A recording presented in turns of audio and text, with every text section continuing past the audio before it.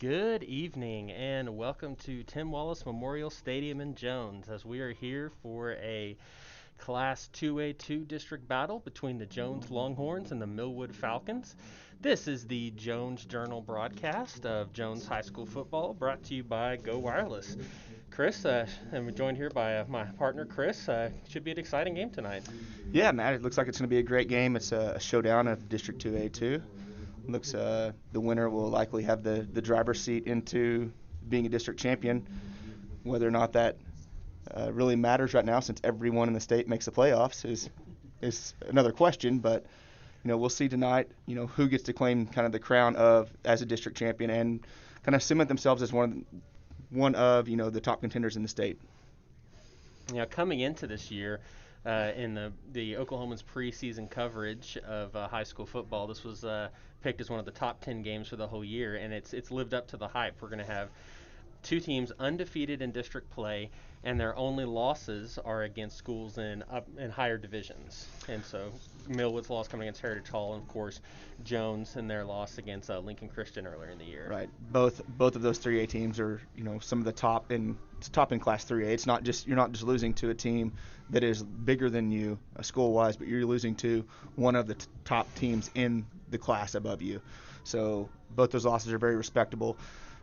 Millwood has handled the rest of their schedule fairly handily. They had a somewhat close game between Kellyville, which we traveled to last week, or you guys traveled to last week, and kind of saw that we jumped on them early, but the game with Millwood and Kellyville was actually relatively close.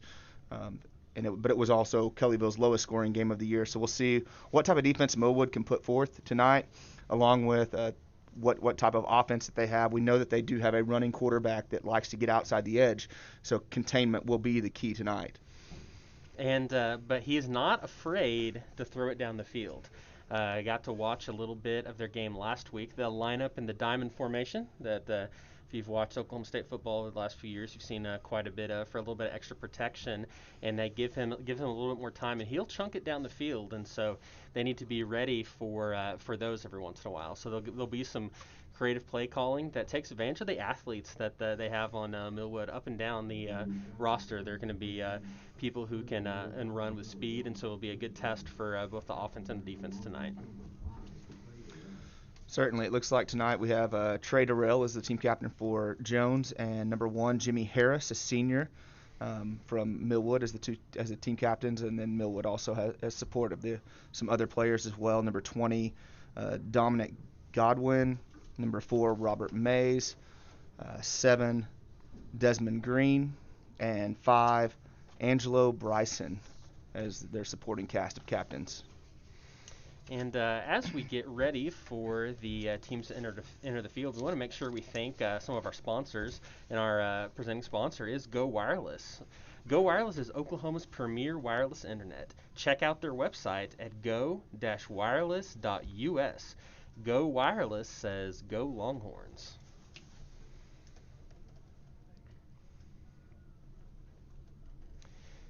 And we've already got our first shout out for the evening.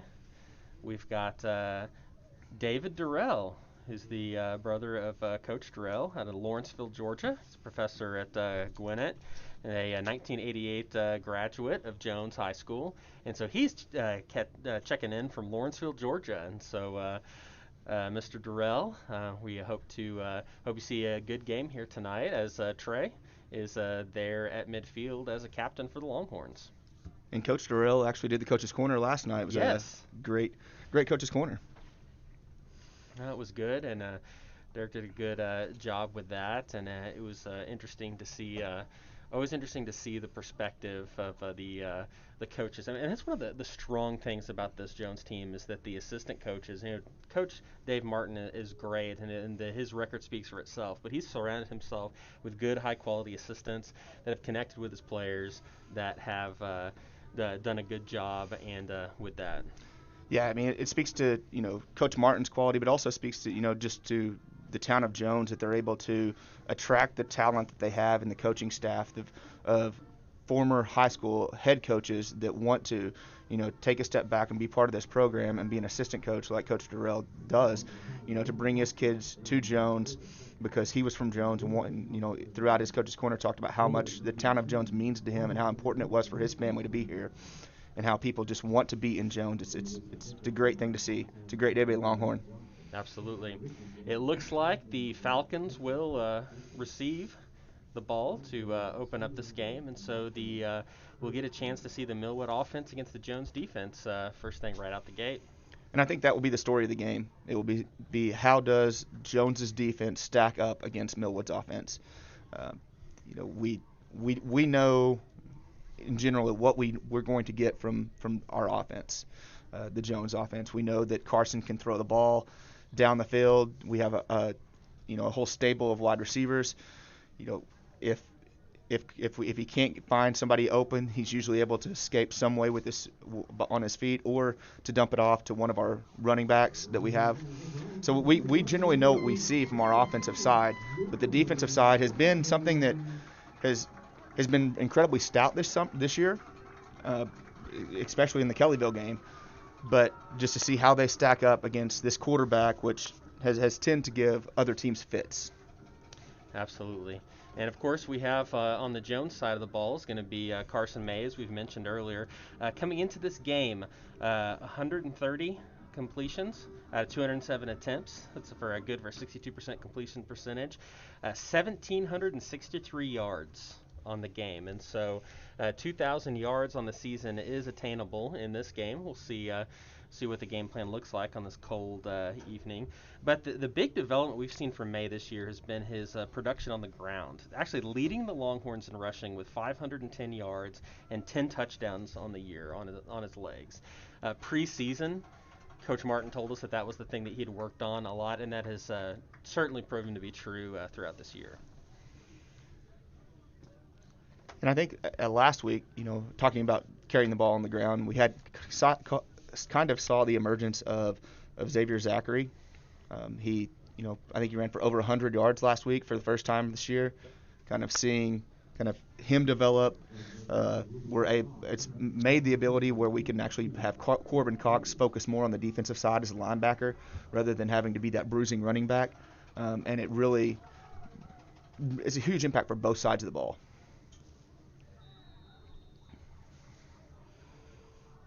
And here come the kicks for the Longhorns. That is Desmond fielded. Green, number 7, on the return. The 25-30. He's got some space. 35. He's up to midfield. He's going to get there, and a tremendous return by Green to start out. And the Falcons are going to get great field position of their first possession of the game at the Longhorn 40-yard line. It was a great return by the Falcons. It's something that the Longhorns really have to be careful of because allowing a return like that to start off the game can really kind of set the tone, and it's something that we don't want to see done.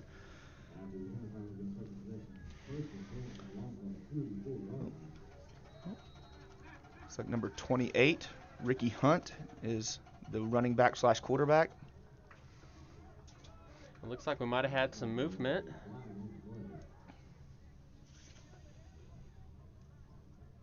Got offsides on Jones. And that's going to move the ball up even more. So they're a little bit excited, a little bit antsy, wanting to get the game going.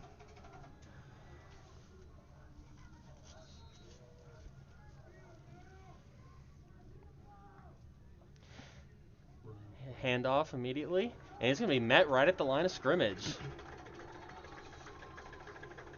Bringing up 2nd down and 5. Solid play by the Jones defense. Something that they're going to have to do all night is kind of swarm to the ball. The first guy gets the hit, wraps up, and then just holds on for the rest of the team to get there and make the tackle. And that was one of the things Coach Durrell talked about is the offensive line has a lot of size for the Falcons, and so that could present some troubles. We're back in the shotgun. He's going to roll out to his right. He is looking downfield. His man was open, but that is incomplete. That's going to bring up 3rd down and 5. That was a good pass by Hunt. Hit his receiver right in the chest. So something that he was wide open. So something that our defense is going to have to watch as he rolls out to the left on that. 3rd down and 5 upcoming for the Falcons. Hunt in the backfield. 2 receivers left, 1 receiver right. Running back to the left side. Hunt gets it, fakes it. Going to do a jump pass, and that's going to be complete up the middle. And he's still on his feet. Going to be brought down by a host of Longhorns right around the 15-yard line. Miko Levine on the catch. Quick little jump pass up the middle, and the Falcons are in the red zone.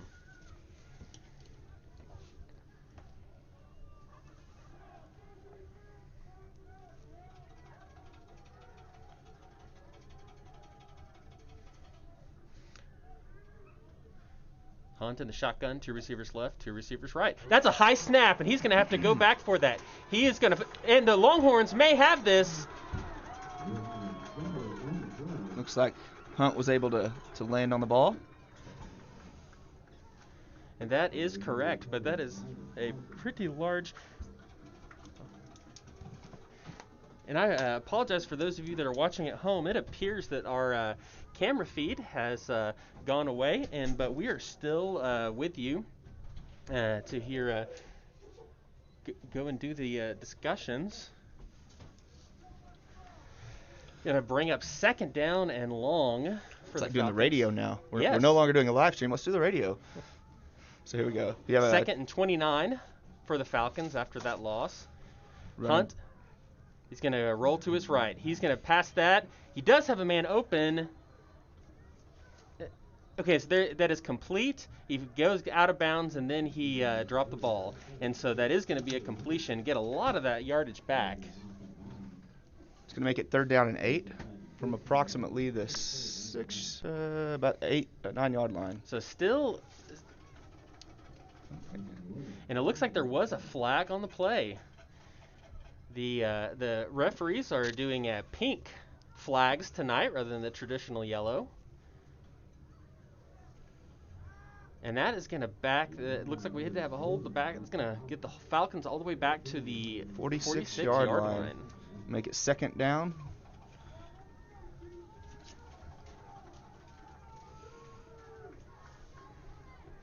Make it what? 2nd and 41 from the 46-yard line. 2 receivers left, 1 receiver right. Hunt in the backfield. He's going to roll it to his left. Looking downfield. Looks like he's going to tuck this and run. He's going to get hit at the 45-yard line, bringing down a 3rd and a mile. You know, as Hunt was rolling out, he was looking to pass that ball. Our defensive backs did a great job of kind of setting back in the zone, and then he went to tuck it. When he went to tuck, we had a lineman running down the side just right there on him, which is a great job by the defense. We're still working on those technical difficulties with the video feed here on this cold evening, but the Millwood Falcons have 3rd and 40 to go from the Jones 45-yard line. So the yard to gain is the Jones 5-yard line. You have trips right with the receiver on the split out left as well.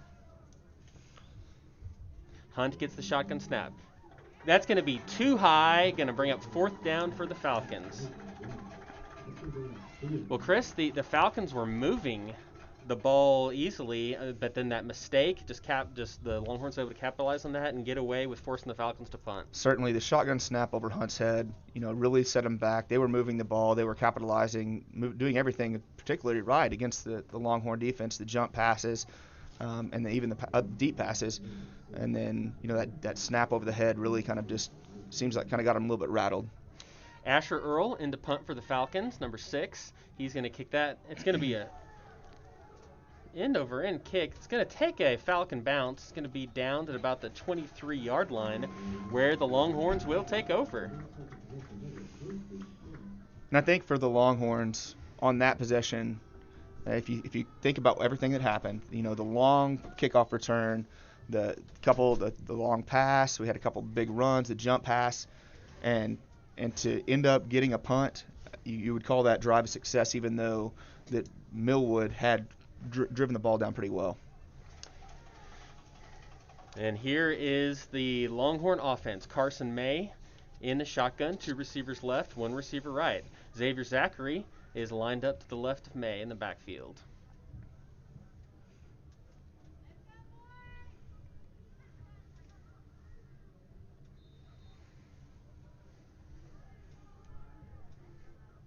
May gets a shotgun snap, fakes to Zachary. He's going to throw to left side. That is complete to Reed. He's going to have a little bit of room, and he's going to get up. Looks like it's good enough for a bank first down. That was a good job by Bailey Brown for the Millwood Falcons to make an open field tackle. Elijah Reed is always difficult to tackle in open space. And it looks like they did mark him just shy. Oh no, like they did. They are moving the chains. First down and 10. That's going to be an incomplete pass over to Xavier Zachary, bringing down second down and 10 for the Longhorns.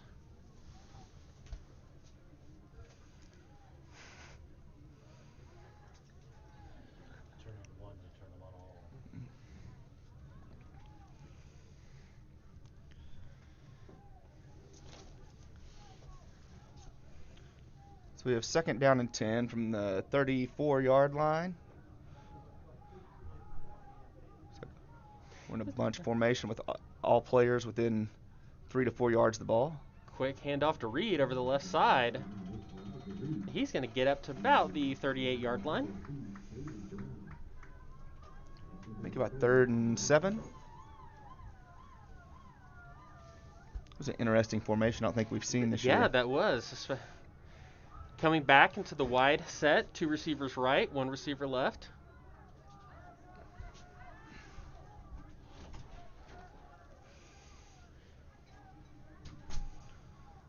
And their Longhorns are looking over to their side. We apologize, we're still working on the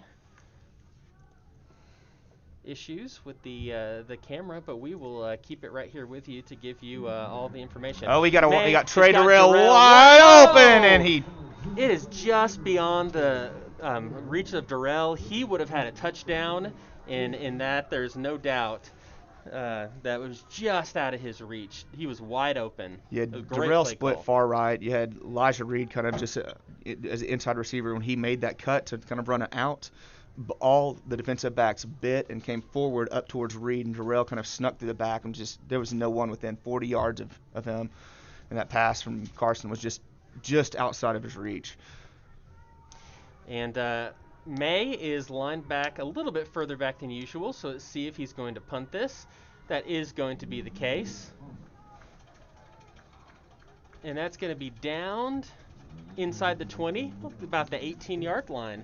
And so that is where the Falcons will take over. And so both of these high-powered offenses stalled out in this opening quarter.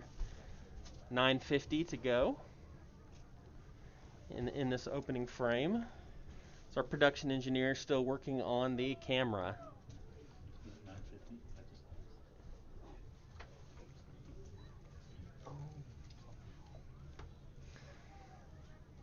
Here we go. 8:05 remaining in the first quarter.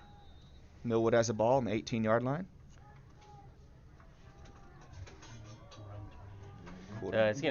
Hunt's gonna keep that, get up to about the 21-yard line, bring it up second down. And Hunt is their quarterback, which is he's their primary ball carrier. Whenever it comes to running the ball, he's not built like a quarterback. He's built like a running back. He's even listed, I think, on their depth chart as a running back. so to give our fans listening at home an idea, it's more of a wildcat offense. Absolutely. Bring in a couple additional blockers, and this is going to be a run. Get brought down. That is going to be good for a Falcon first down. That's TK Henderson on the run.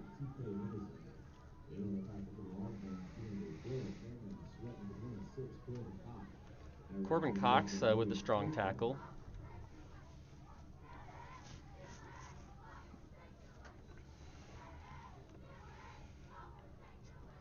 First down and 10 for the Falcons.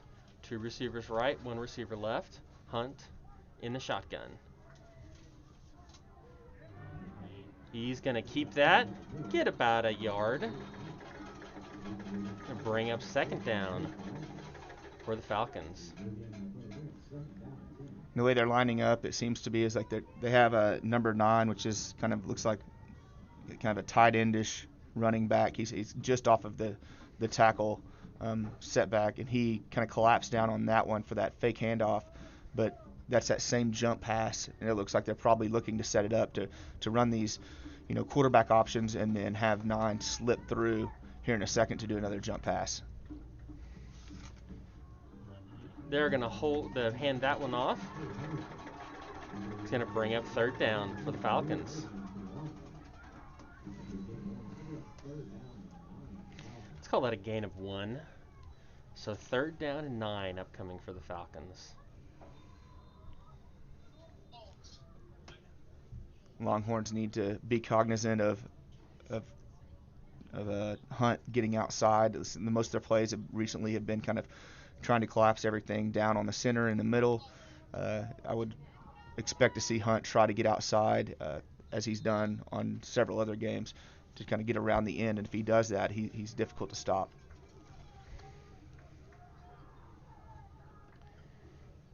Hunt is going to take it to the right. He does have a space, but they are able to bring him down at the 39-yard line. Going to bring up 4th down for the Falcons. Chris, you called that. He likes to get over to the sidelines and to take off, and so that's one thing. If you watch our Coaches Corner this week, Cameron Sweat talked about that's what the defensive coaches have been making them run sideline to sideline, knowing that they had to contain Hunt on these plays. Right. Hunt, like I've said earlier, he's not your typical quarterback. He's definitely a wildcat type of quarterback, but he seems to have very good vision. And so if they can stretch it out and kind of give him an opportunity to find a running lane, he's usually able to find those. So that's why the Longhorns really have to be careful and make sure that they keep stretching it out. That's going to be a short kick down at the Longhorn 47-yard line. So the Longhorns will get excellent field position here on their second drive of the first quarter. There's 5:07 left in the first quarter, with the score still 0-0.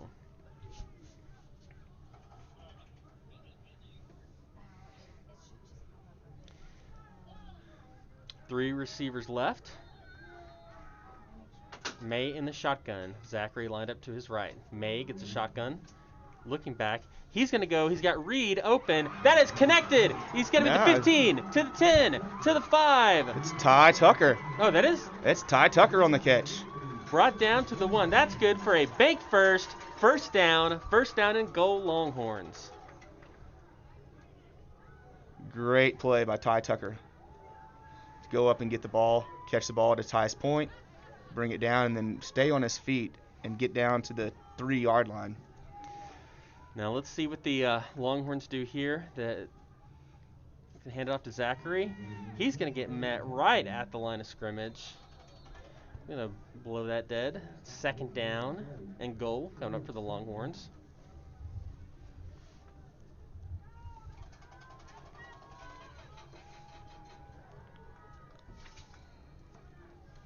Second down from the 3-yard line. Longhorns looking over to the sidelines to kick the play.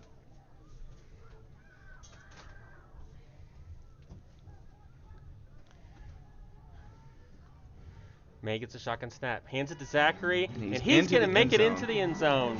Touchdown, Longhorns. That is a bank first touchdown by Xavier Zachary. About 3:58 left in the first quarter. Longhorns up 6-0. And Matt, I don't know if our fans can hear it at home, but we can hear it in this press box. What can you hear down there on the field tonight that we haven't had the entire year? We've got the Longhorn Marching Band. That's right. We can hear them playing down at the end zone. It's great to hear them. Though due to COVID, they will be relegated to the Longhorn Sitting in the Stands band, but they are bringing that extra feel. They're corralled. And the Longhorns line up for 2, do the swing gate to Elijah Reed. He gets it in, and that's going to be good. That's going to bring the score to 8-0 for the Longhorns.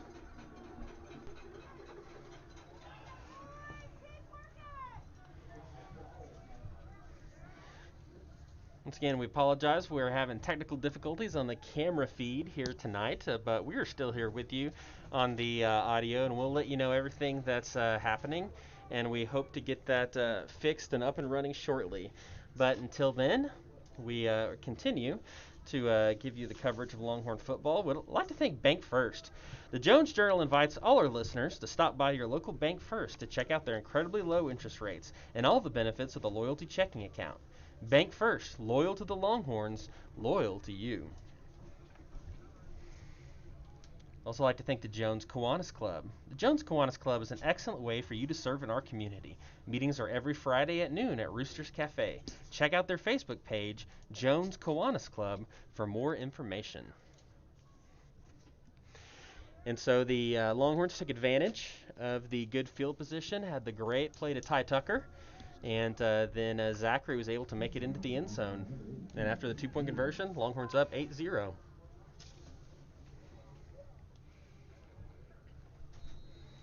Veers into kick for the Longhorns. It's going to be a line drive kick. It's going to bounce, fielded at the 15-yard line. Again, Desmond Green again on the return, and he has got a lane. He's going to get pushed out of bounds. Let's call that the 35-yard line, where the Falcons will start out.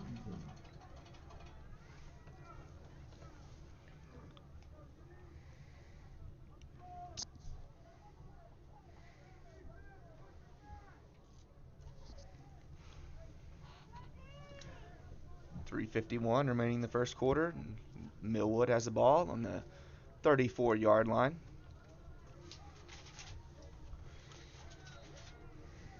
Two receivers left, one receiver right. Hunt in the shotgun. Get a handoff to number 8, TK Henderson. Did the pass. Wasn't so sure his knee didn't touch a little bit earlier, but he could give him a little bit of forward progress up to the 40-yard line. Yeah, it looked like right there, right about the line of scrimmage, it looked like he stumbled and was able to, I guess, keep his hand on the ground without touching the ground, and was able to shoot forward for another 4 or 5 yards, which is a great job by Henderson. Showed incredible balance. Two receivers left, one receiver right. Hunt in the backfield. Green is lined up to his right. Hunt gets the shotgun snap. Swing pass over to the left. It's complete to Bailey Brown. Oh, it changed the call to incomplete, but would have was affected by, if it would have been complete, it would have been a loss of 2. So a ruling of incomplete, that helps out the Millwood Falcons. Makes it 3rd down and 4 from the 40-yard line. 3rd down and 4 coming, and welcome back. It looks like our video feed is up and running again. We apologize for the delay. 3rd down, the big 3rd down coming. Hunt gets a shotgun stab. He's going to go over to this left, and herd of Longhorns on the stop, and he is going to be short, bringing up 4th down. It's a great job of the Longhorns of gang tackling on that one. Something that I've noticed from seeing a lot of the tackles is that the Longhorns are being very aggressive on trying to script the ball tonight. It's not something that we've seen consistently. As normally there's been tackling, but I've seen them almost every play. They've been trying to rip it out. And the Falcons are going to take a gamble and try to draw off sides, and that's exactly what happened. And they are going to get a 1st down. Yeah. Number 90, Raymond Correa, just kind of got a little bit excited. Didn't think about what, they were setting at 4th and 4, 4th and 3. All they needed to get was a couple yards. That hard count, and we've already jumped a couple times already, so you got to be careful. Now, this is something that the Longhorns need to look out for. Oftentimes, after a play like that, a team like Millwood might try to take a shot down the field. So let's see what happens right here. We've got 3 receivers left, 1 receiver right. Hunt is going to run to Green up the middle. He has really good balance. Yeah. It's very rare that the first guys got him tonight. I've been impressed with his balance there, because they tried to trip him up, and he was able to stay on his feet and get a couple extra yards. Yeah, and watching what limited film I've seen on Millwood, I haven't really noticed a whole lot of this TK Henderson as a running back, but he is very impressive tonight.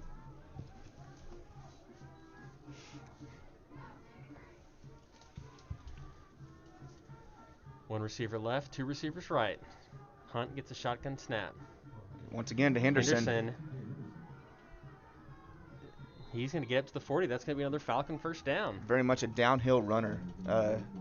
He's got great balance, but the second that he gets the ball, he's been essentially ducking his head and getting downhill, and that may be why his helmet came off and he has to run off the side. So he'll get a breather for the play. Number 20, Dominic Godwin will come in as a running back along with Hunt in the backfield. Okay, we got 3 receivers left, 1 receiver right. Hunt get the shotgun snap. Little jump pass to the left side. Going to get down to about the Longhorn 29-yard line.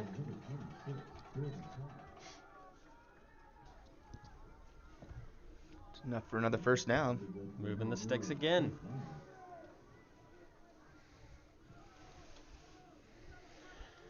Falcons are encroaching in on the red zone one more time. Just a little over a minute left, a minute 10 left here in the opening quarter. Hunt's going to keep this one, and he's met in the backfield, brought down at the 30-yard line.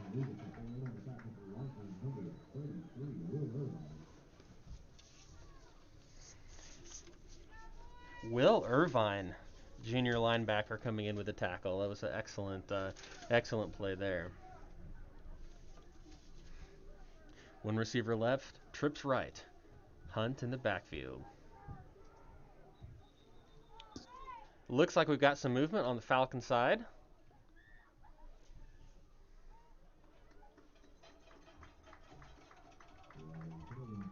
And that's what the call is going to be, false start.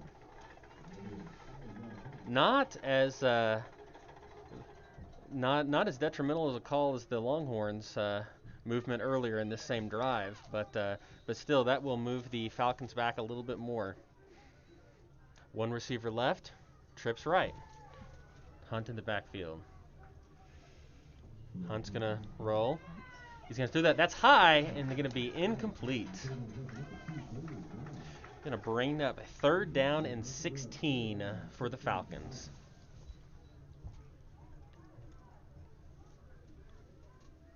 See if the Longhorns can hold here.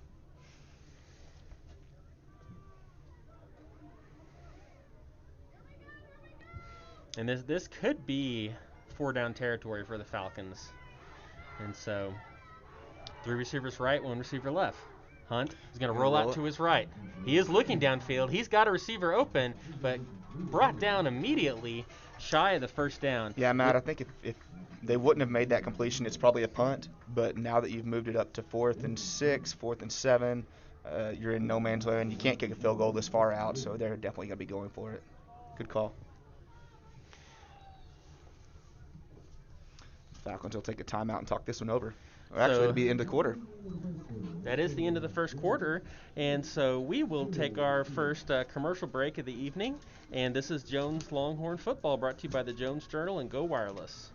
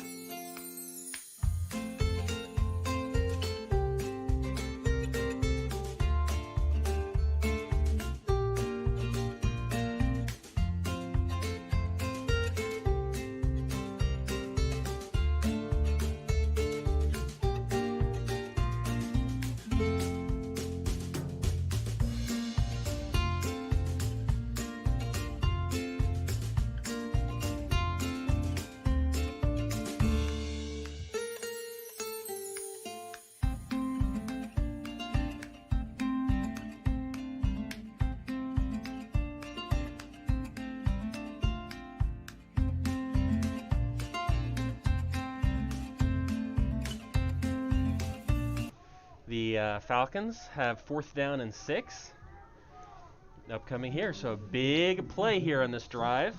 Opening play of the second quarter. 2 receivers left, 1 receiver right. Falcons looking over to the sideline. Looks like they're changing the play.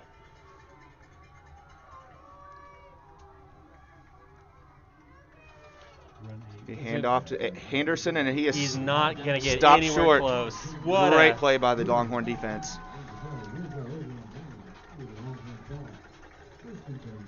And that is going to be a Jones Kiwanis Club turnover on downs. I'd like to thank the Kiwanis Club for their sponsorship of Jones Longhorn football. Defense has done a great job tonight focusing on the run. Henderson is a tough one to bring down, we've seen. So he's just being able to stop him and only let him give up a yard or two, not the full 5 or 6 that he needed on that one was a huge play. May in the shotgun. 2 receivers left, 2 receivers right. Zachary lined up to the left of May. May's going to get it. Passes quick to Reed. Reed to the 25, to the 30. Pushed out of bounds. They've got him down about the 29-yard line. Looks like the Longhorns are going to try to move fast. 2 receivers left, 2 receivers right. May in the shotgun. Xavier Zachary lined up to his left. Zachary is going to get the call. He ran right into big number 76, Jalen Spencer. Make it 3rd and 5.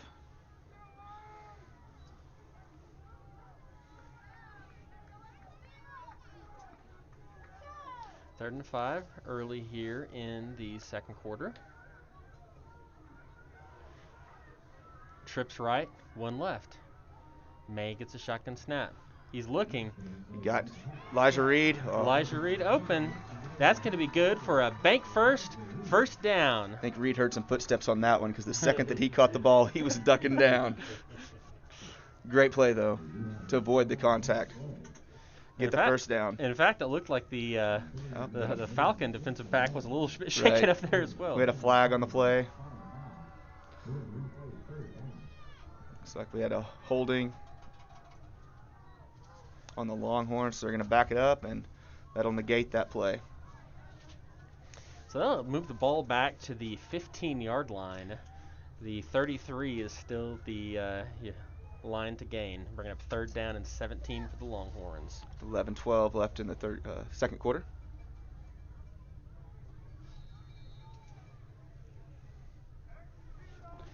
Trips right, 1 left. Zachary in the backfield with May.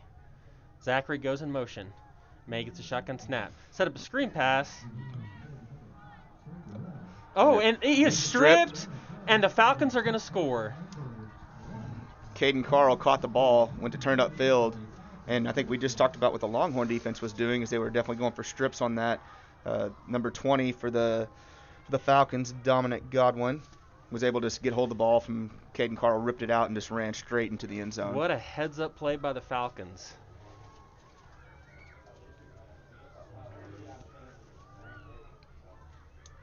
And that's going to bring the score 8-6. Looks like the Millwood Falcons are going to line up for 2. Got 10:54 remaining in the second quarter.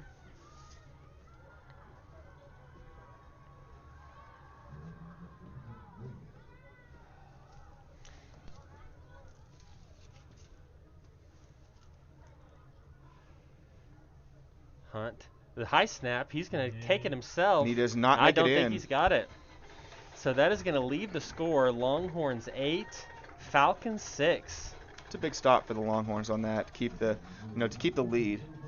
I fully expect both teams to score again tonight, but just to keep that lead right now is a big play. Now, we have observed all season, Chris, that anytime the Longhorns have had turnover, you've typically seen a big play coming up the next drive. And so let's see how May and Carl can react here, and let's see what the Longhorns do. Yeah, on almost every turnover we had this year, there's been some type of redeeming play on the drive immediately following. So we'll see what this offense can bring back on the field. Looks like Carl's going to go out to return a kickoff. So we'll see if he can get the ball in his hands on this kick and make some magic happen as well.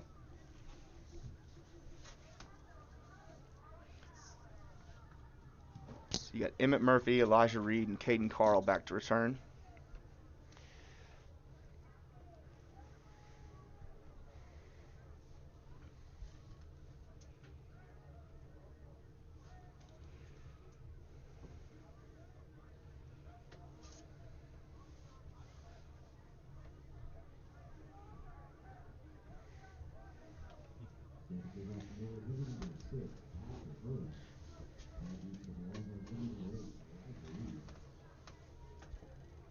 And the Falcons are getting ready to kick this ball off. Trailing 8-6 here early in the second quarter.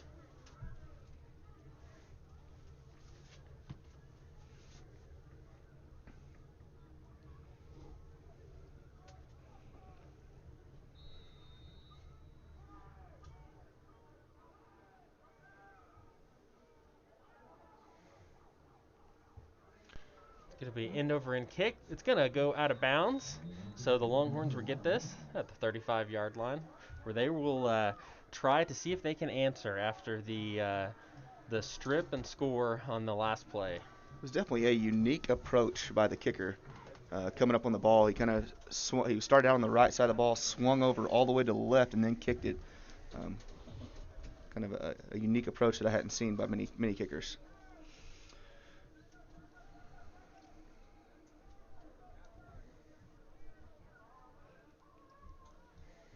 It's still taking a little bit to get used to seeing the pink flags. Rather than taking the ball on the 35, it looks like the Longhorns are going to force Millwood to re-kick the ball,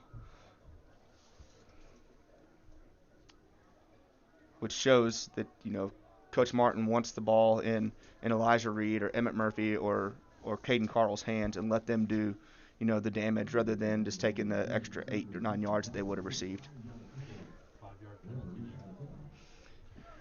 It backed them up with 5 yards. So they'll back up 5 yards and have to re-kick the ball. Number 6, Asher Earl, in the kick for the Falcons. So at this point, Reed is lined up at the 20-yard line. Carl Murphy just about the 32. Yeah, and let's look for maybe a line drive kick here.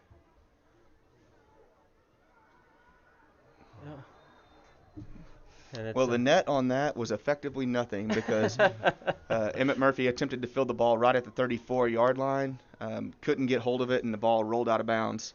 So the ball looks like will be placed right on the 35-yard line, which is effectively exactly where the ball would have been placed.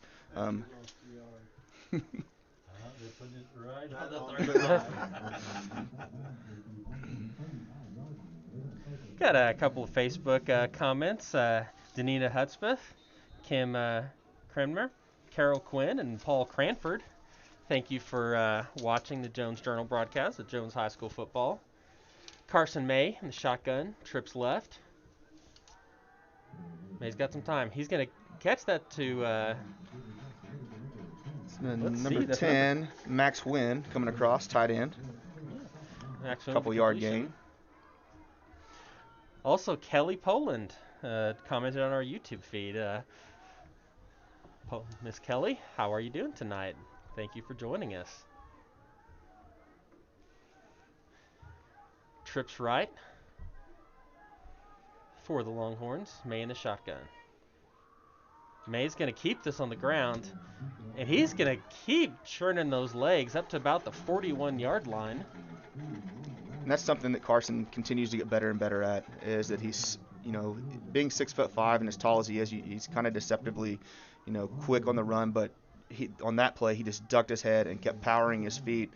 Probably would have been a no gain had he not continued to do that. Instead, fell forward for an extra 3 yards, which is, makes it 3rd and 4, 3rd and 5. Trips right. Reed goes into motion on the left side. May gets a shotgun snap. He's going to get chased. He's going to get out of there. Throws downfield, and that's going to be incomplete. Right off of Ty Tucker's hands. Right there on the left side of the field, bringing up 4th down for the Longhorns.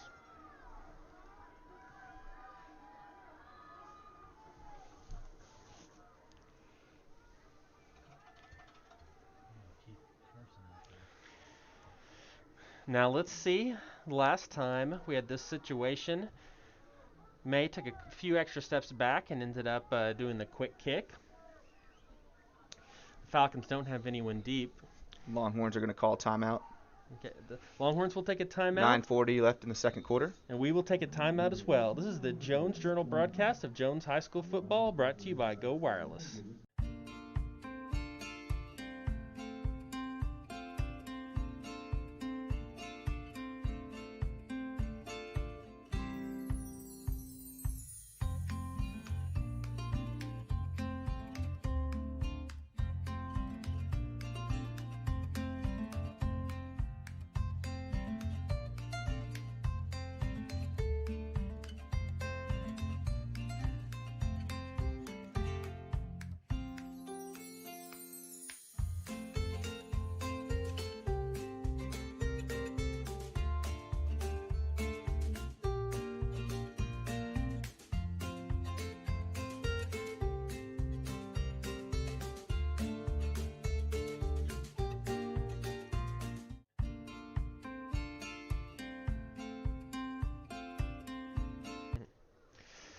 Welcome back.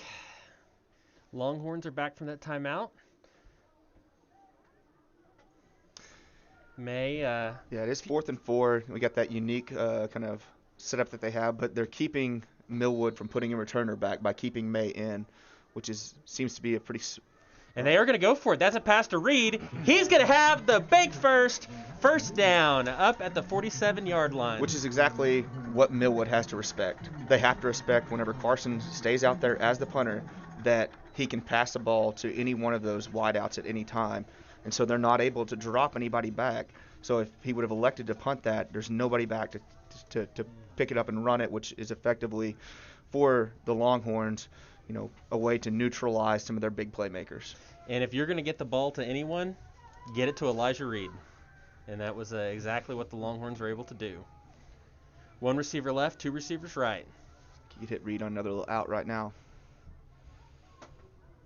Zachary going to follow his blockers, get a few extra yards, and brought up to about the 47-yard line in Falcon territory. 9:24 left in the second quarter.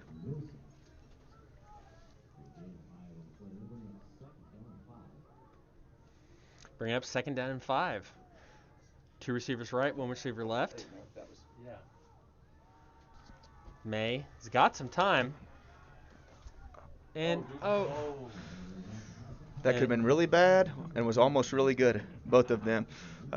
Went right through number 28, which was, the quarterback, Hunt's hands. And then also, once it made it past him, it went straight through Elijah Reed's hands.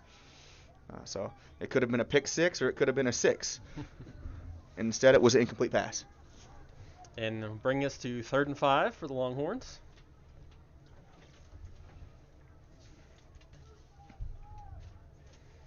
Trips right, 1 receiver left. Zachary in the backfield. Reed's going to go in motion. May gets a shotgun snap. And that is going to be incomplete.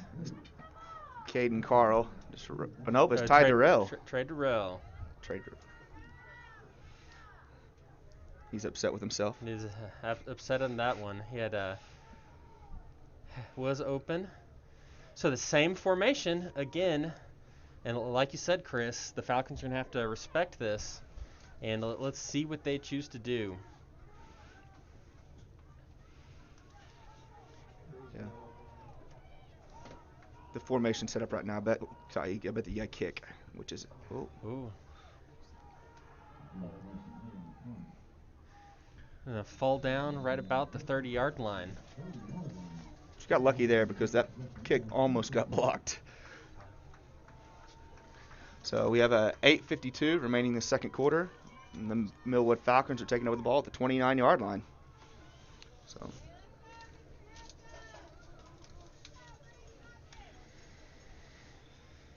it's been a pretty even game right now. We're looking at Jones with 97 total yards, Millwood 70 total yards. So it's been neck and neck. Time of possession has been, completely different. Millwood's had the ball for over 9 minutes with Jones just at 4 minutes. So. And tried to take a shot downfield. Henderson was open, but not quite able to get that on the right side of the field. And bring up 2nd down and 10.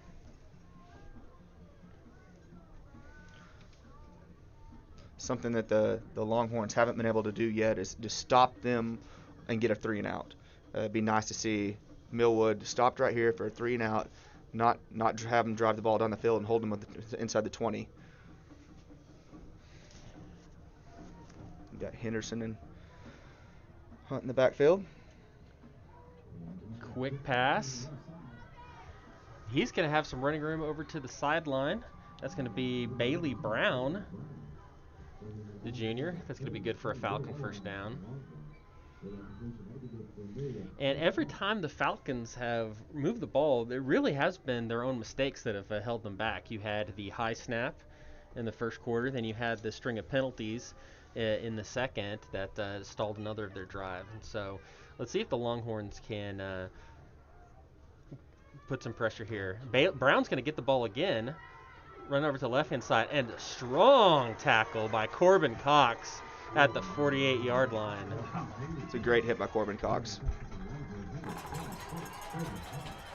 And that's the one thing so far tonight. The Longhorns have done a very good job with the run. Really what's hurt them tonight has been the passing, the jump pass or the swing out, the outs, little screens. We haven't seen a whole lot of runs that have been, all that damaging. Hunt's going to get this and take it up the middle Again, not going to get anywhere. 2 yards. Longhorns are going for the strip, but Hunt was able to keep his balance and hold on to that ball. The big third down upcoming for the Falcons. 7:42 remaining in the second quarter.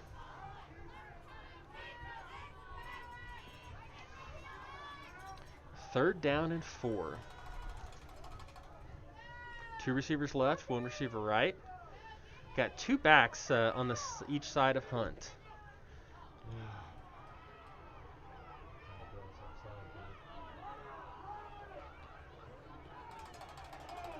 Looks like the Longhorns almost jumped. Hunt rolling back. He's got the jump pass. Oh, and a chance for an interception there by Caden Carl, but not able to hold on to that. Bringing up 4th down.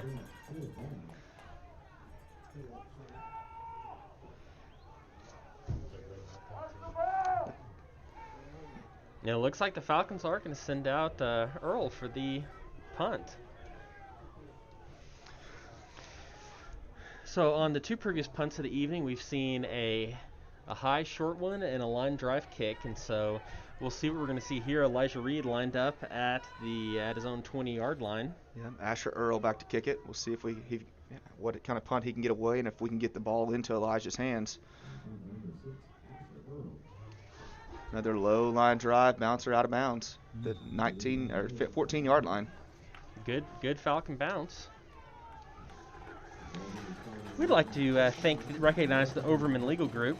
The Overman Legal Group wishes all the student athletes a safe and successful season. Visit overmanlegal.com to see why Overman Legal is Oklahoma's top-rated law firm. Go Longhorns! And also the Jones Assembly of God. At Jones Assembly of God, our goal is to connect you to others, to God, and to your purpose. Join us Sundays at 11 a.m. and make the connection. That's the Jones Assembly of God.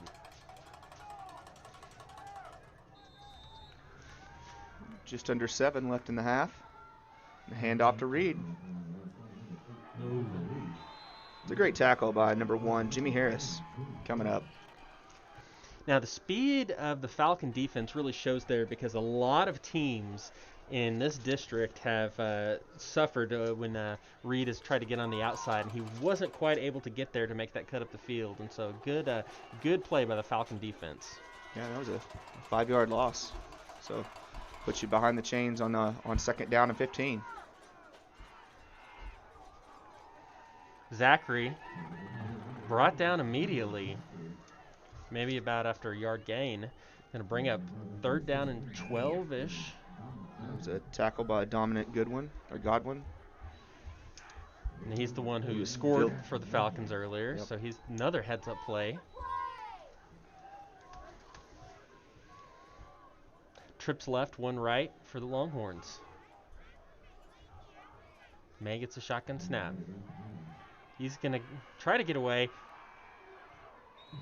Throws a dangerous pass, but that's not going to be long enough. And going to bring up 4th down.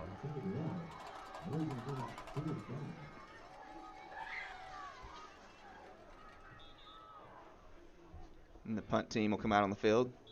Got 5:53 left in the second quarter. We got an official's timeout. The officials will take a timeout, and we will take a timeout as well. This is the Jones Journal broadcast of Jones High School football, brought to you by Go Wireless.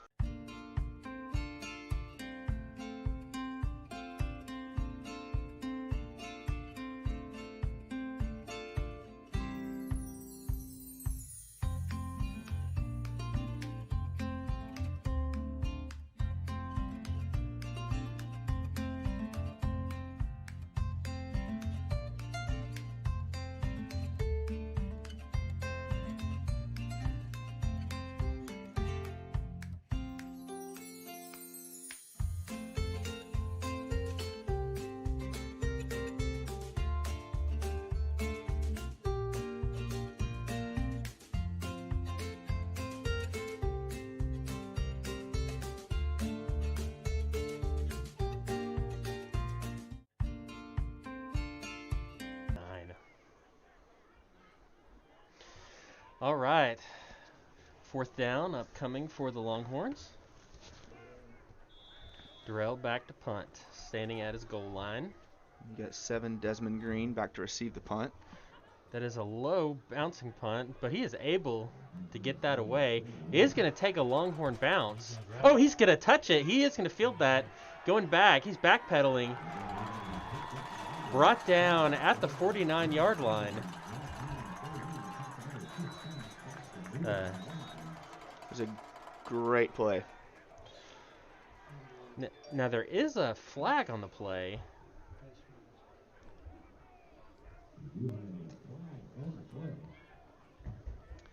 Let's wait for the call here.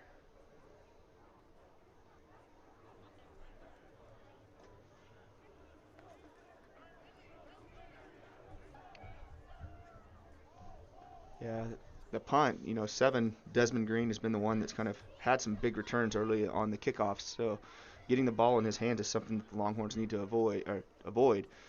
But, the way he picked that up was pretty dangerous. And thought we had a chance there to really. Oh, looks like the penalty is. Let's see. Personal foul on the Longhorns.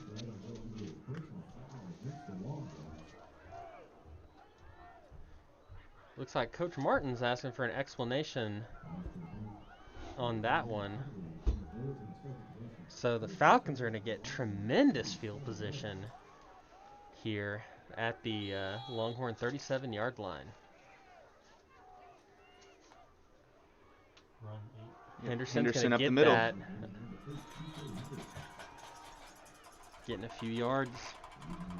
Bring up 2nd down for the Falcons. I feel like he's just one arm tackle away from breaking one. He's, he makes it through that second line. Our linebackers have been good tonight of tackling him, but he's been making it through the line and then getting to that second level. I think we just have to do a better job on the. Henderson again, getting enough for the 1st down. Got brought down about the 22-yard line. I think you got 5 minutes left in the quarter, and I think you're about to see a steady dose of Henderson.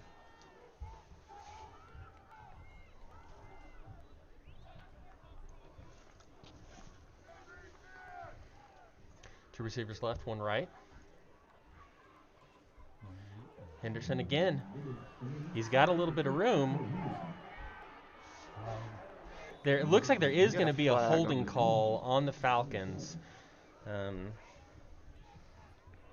Desmond Green was over on the right side, and it looked like he had his defender outside the shoulder pads. And a development here. Henderson is kind of limping a little bit after that play. Tweaked his ankle a little bit. He's going to hobble off, and you have number 20, Dominic Godwin, which is the linebacker that stripped the ball, ran it back. He's going to come back in as your running back.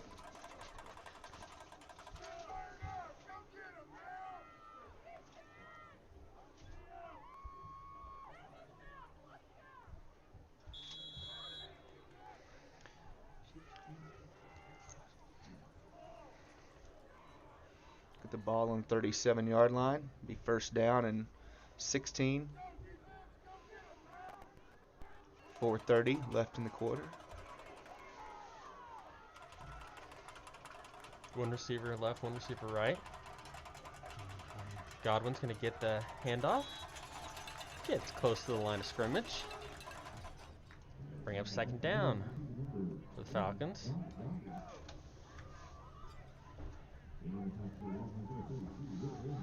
It looks like Henderson will come back in.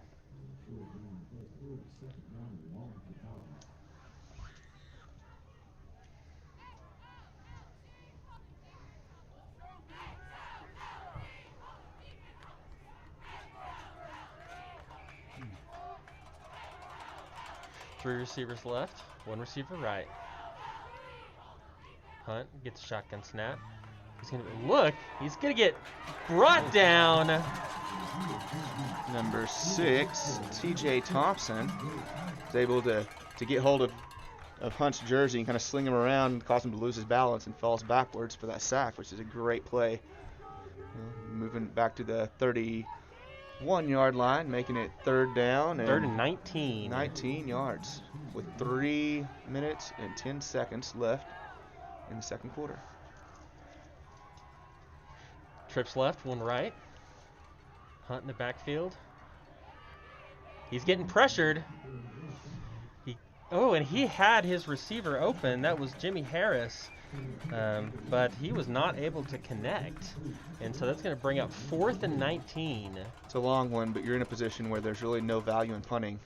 So I would expect to see them go for it here rather than trying to gain 10 yards of field position and handing the ball over to the Longhorns.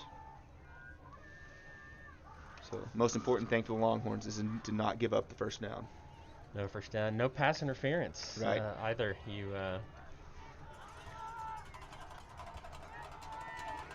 Trips left, one right.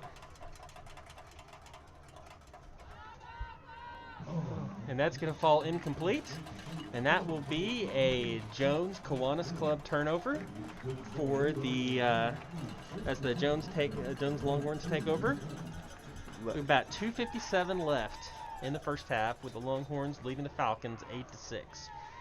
Some important to note here, Chris, is that with the Falcons receiving the opening kickoff, the Longhorns will get it back in the third, and so Coach Martin would love nothing more than to come down and score here before the end of the half.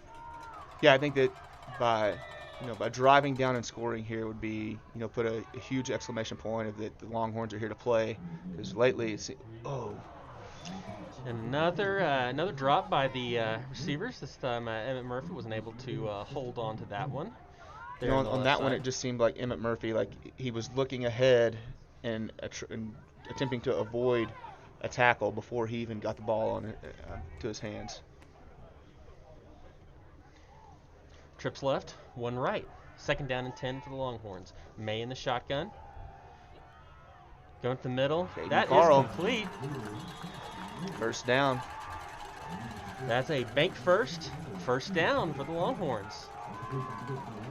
Longhorns quickly up to the line of scrimmage. Looks like we're going to have a 4-receiver set. 2 left, 2 right. May in the shotgun. Xavier Zachary lined up to his right. May gets the shotgun snap. He's got some time. Now the pressure's starting to come. That's going to be... Emmett Murphy was able to hold on to that and get out of bounds at about the 49-yard line. 4-yard gain. And the clock stops as he gets out of bounds. 2:30 left here until halftime. 2 receivers left, 2 receivers right. May looking right. That's Durrell. Complete to Durrell. 2 yards to gain. Make it. So it's going to be 3rd down, but 3rd and short. Definitely manageable. Clock running.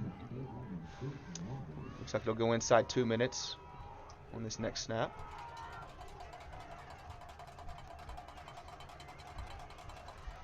Two receivers left, 2 receivers right. May's going to keep this. He's got the first down and a little bit more. That's a bank first down by Carson May. And they're right at 2 minutes. So, you got a first down. You're in your 2-minute drill. You're driving. I think you continue just moving, playing fast, not letting the Millwood Falcons set up their defense like they want. Quick pass to Durrell. That's complete. It's going to get brought down inside the sidelines. Clock's running. 1:40 left in the half.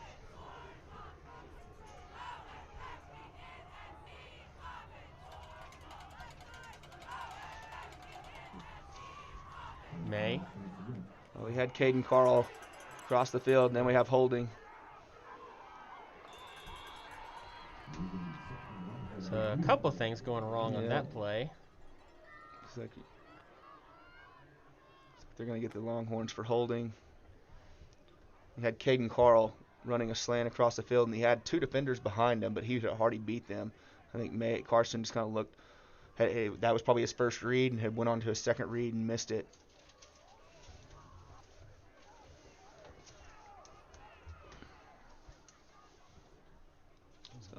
Officials discussing with the Millwood Falcons if they want to accept the penalty and back the Longhorns up, or if they want to take the sack on May for the couple-yard loss and the loss of the down.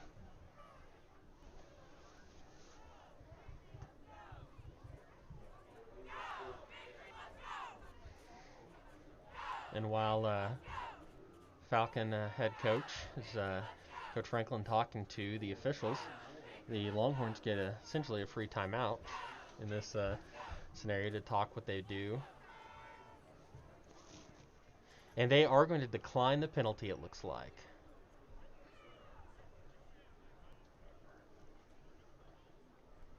So 1:21 remaining in the quarter. So 37. Ball is placed on the 37-yard line. It's going to make it Third and 8.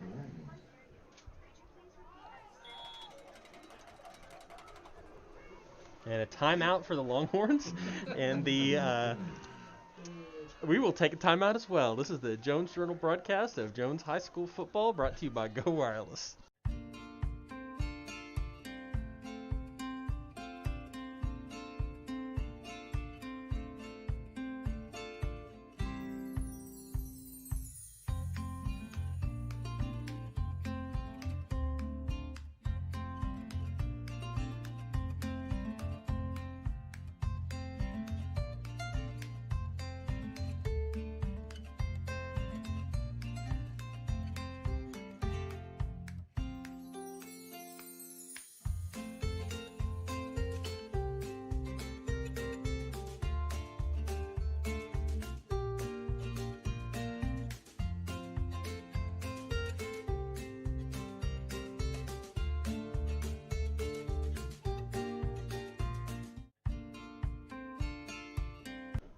All right, welcome back to Jones High School football. Let's check out the shout-outs that we've got. Trina Estrada, wish I could be there, but thanks for giving us a way to watch. Play hard, Cameron, number 67. And so big shout-out there to Cameron Estrada. And also like to recognize Cameron Sweat. Last week, he had that 99-yard interception return. And during the coach's corner this week, he said, as soon as I caught it, I was in awe. I knew I was going to score because of all the blockers in front of me. All the credit goes there. So, Cameron, what a great play last week. The Longhorns are lined up. Third down. May gets a shotgun snap. It's going to be a little bit too high for Reed. Going to bring up fourth down. Clock's going to stop with about 1:15 left until halftime. Yeah, you're kind of in a predicament. Do you punt it here, kind of make Millwood drive the field? They haven't had the huge plays, kind of the quick strike scoring plays, so you know that it's going to take them a little bit of time to get down the field, or do you go for it, which it looks like the Longhorns will be going for it here. And May should take off and run. And he throws an interception, and that's picked off by Green. And May comes in with a fury to take him down, but that is still going to be a turnover. As Carson kind of stepped through that line, there was no one near him. He could have easily ran for the first down, but wanted to kind of go for the gusto. Instead, he was able to hit a turnover on Desmond Green, but then went down and made the tackle, which is something that he rarely gets to do. 1:05 remaining in the second quarter.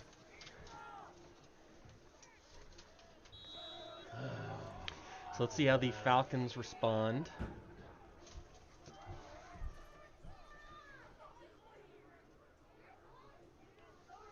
Hunt gets a shotgun snap. Able to avoid the first tackler. He's going to get brought out of bounds. Clock will stop, 57 seconds left until halftime. It's about a 5-yard gain. Going to put it at the 35-yard line.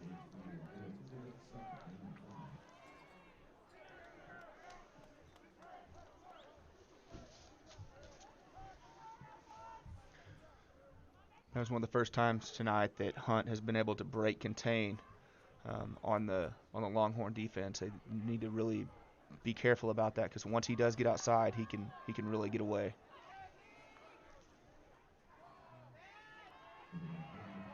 Pass, spins out of that. Looks like they are going to give him the first down. It's a Bailey Brown on the reception. 49 seconds remaining. The clock continues to run.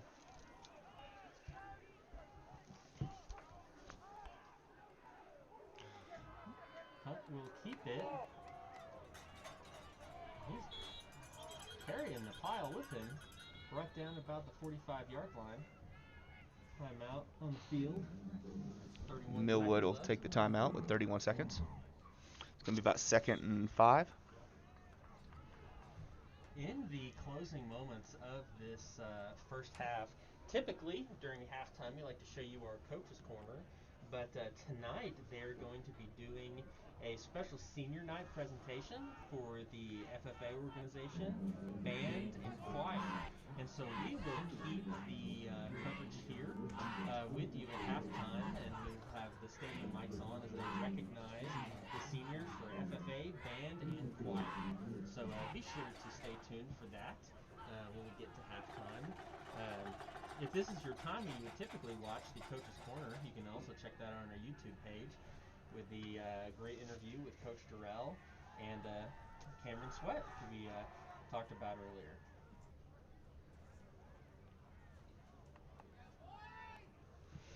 Well, Matt, the game's lived up to its billing. Oh, absolutely.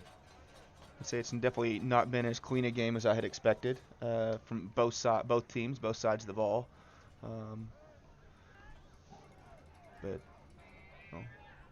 the 8-6 going in, if the Longhorns can hold off Millwood right here going in at halftime, makes it for one of the games of the week.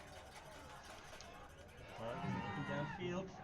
Oh, and that is almost picked off. Carter Cranford didn't know what to do. Oh man, the ball was right in front of him. He had no clue. He's like, oh, it's sitting right here. All I have to do is just stick my hands out and catch this ball and run the other way. Bailey Brown with the Millwood receiver is a little too tall for him off his hands, and Cranford. Some of those times, he'd like to have that one. Right. Back. Some of those times it's just right in front of you, and you just don't know what to do. It's like it can't be this easy. Now big 3rd down and 5 with 27 seconds. High snap that he's able to get Henderson. there. And Henderson with a strong run. Gets it down to about the 37-yard line. 20 seconds left.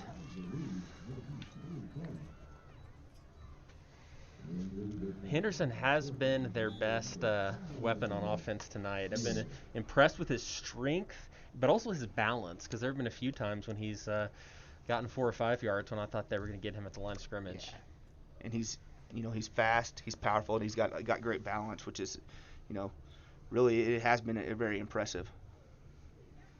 So he's got, without including that last carry, he's at nine carries for 66 yards. So he's averaging 7.3 yards a carry right now.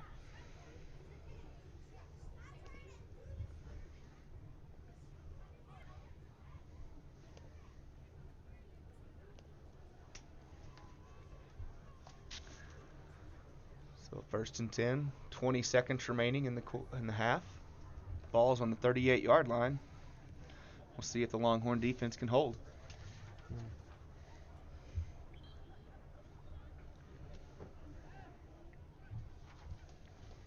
Here come the Falcons. The Longhorns are lining up as well.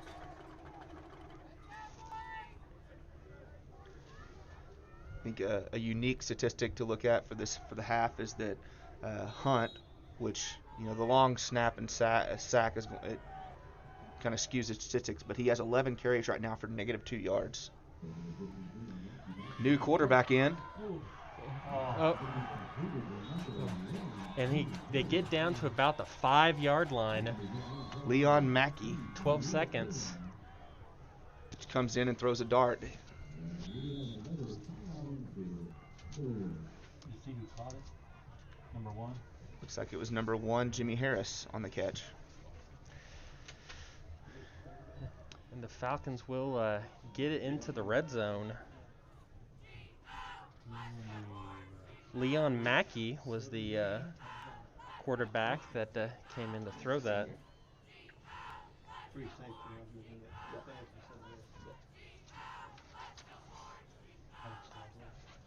12 seconds left here until halftime. Ball's on the 7-yard line, so this will be a opportunity for the Longhorns to, really kind of show, their defensive prowess.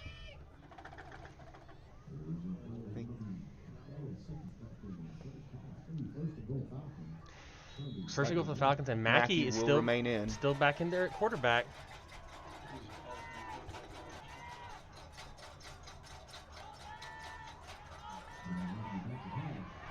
He's being pursued by Tucker. He's going to run on in the end zone.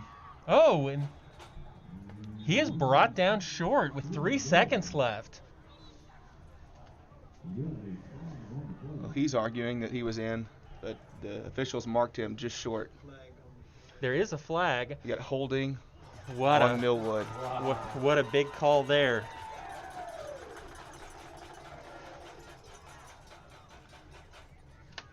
So that'll back Millwood Falcons up 10 yards. So that's going to put them on the 17-yard line with 3 seconds remaining. Mackey will likely remain in at quarterback. He appears to be their passing threat as a quarterback compared to Hunt. Presumably, this will be the last play of the first half. Just as long as we can avoid any pass interference penalties.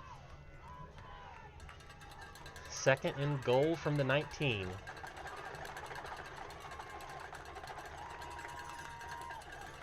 Mackey gets a shotgun snap. Rolling, throwing, tipped, gonna fall incomplete, and that is halftime.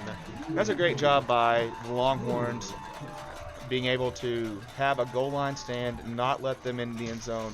They had the ball on the 7-yard line with 12 seconds and could have easily punched that in. Well, so this is going to be halftime. This is the Jones Journal broadcast of Jones High School football. We will thank our sponsors, and then we will keep it here for the senior night presentations. This is the Jones Journal broadcast of Jones High School football, brought to you by Go Wireless.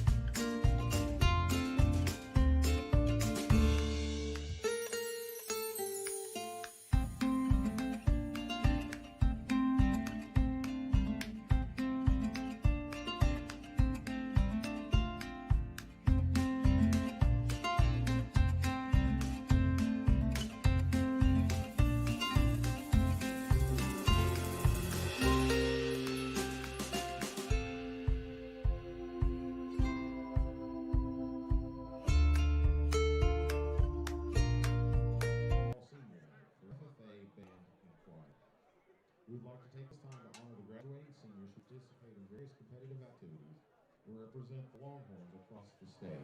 Please hold your applause until all of the seniors and their parents have been recognized. Our first senior tonight is Austin Conley. He is the son of Laura Williams and the grandson of Betty Hollis and Johnny Conley. Austin played football since 1st grade, throwing shot for the track team since 7th grade. After high school, Austin plans to find a job, and a job that he will enjoy. Our next senior is Hallie Barker.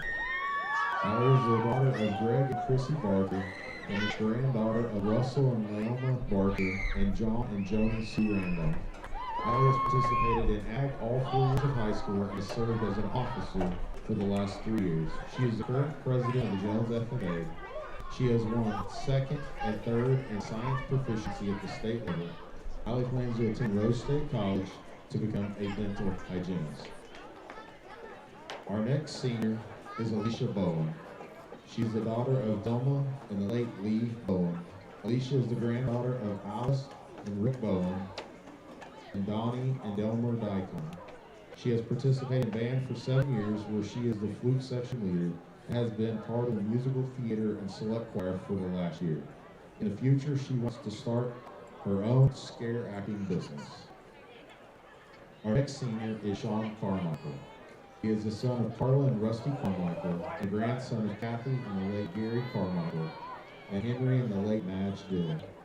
Sean has participated in drama and on the academic team for 4 years. He is also a member of the Key Club, Student Council, FCA, and Mu Alpha Theta. Sean plans to attend ECU and go on to teach history in high school or college.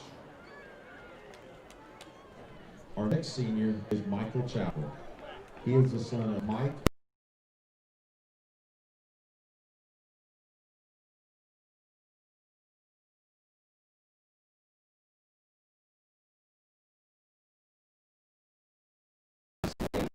stretch for the last 4 years.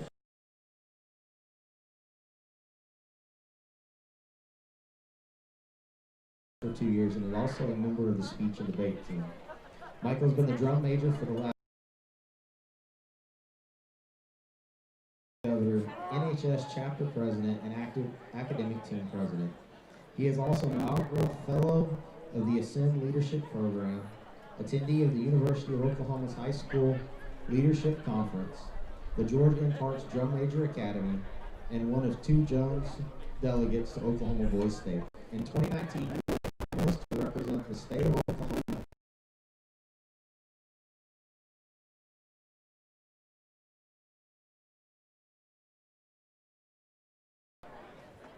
Juanita Honora Oracle, first place winner, and he has been nominated to be the Oklahoma recipient of the President's Scholar Award. Michael plans on attending Baylor University, majoring in pre-law and minoring in criminal justice. He plans to attend law school and go on to practice criminal and constitutional law. Should they get in trouble, become a prosecutor in the legislature and eventually retire from the federal judiciary.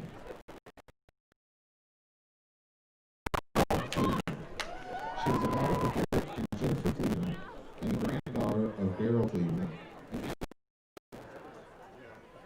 Laura has participated in FFA for the last 2 years and plans to attend college to get her doctorate in forensic psychology. The next senior is Peggy Dodd. She is the daughter of Angela Dodd and the granddaughter of Curtis and the late Cindy Dodd. Peggy has been a member of drama and the academic team and Key Club for 4 years. Band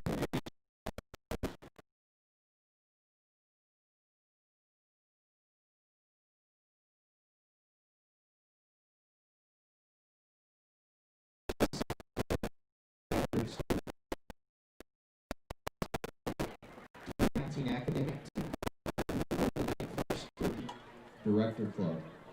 Peggy plans to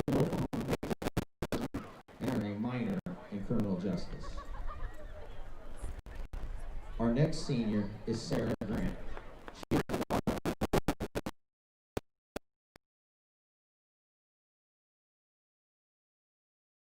Lynn Grant, Steve and the late Anita Anthony, and Bill and Mary Bickle. Sarah has been a member of the band and Key Club for 4 years, musical theater, society for 4 years, and Drugs Against Drugs for 2 years. She is the drum major, All-State, CPA Honor Choir member, Tri-State Honor Choir member, and has received 6 superior ratings and 2 excellent ratings at the district solo and ensemble vocal competition, and 2 superior and 1 excellent ratings at the state competition. Sarah plans to attend Southwestern Oklahoma State University and pursue a pharmacy degree. Next is Marshall Miller. He is the son of Jimmy Kay and Ty Grubb and the grandson of Jim and Donna Smith. Marshall has been a member of the JHS band for 4 years, has played football and in musical theater for 3 years, choir for 2, and been a member of the select choir for the last year. Marshall plans on going to college, riding bulls, and making money and hanging out with his dog. Next up is Malia Perky. She is the daughter of Marie and David Perky. Malia is a member of FCA, Key Club, Book Club, NHS, Academic Team, Select Choir, and Musical Theater. She is an Academic Team area qualifier, OSSAA medal winner, ECOCDA member, and a Tri-State Honor Choir member. She plans to attend UCO, major in mathematics education, and minor in musical theater. Our next senior is Sia Pettingill. She is the daughter of Fred and Tracy Pettingill and Nikki Grant, and the granddaughter of Pat and Ronnie Porter, and Angie and Bobby Wells.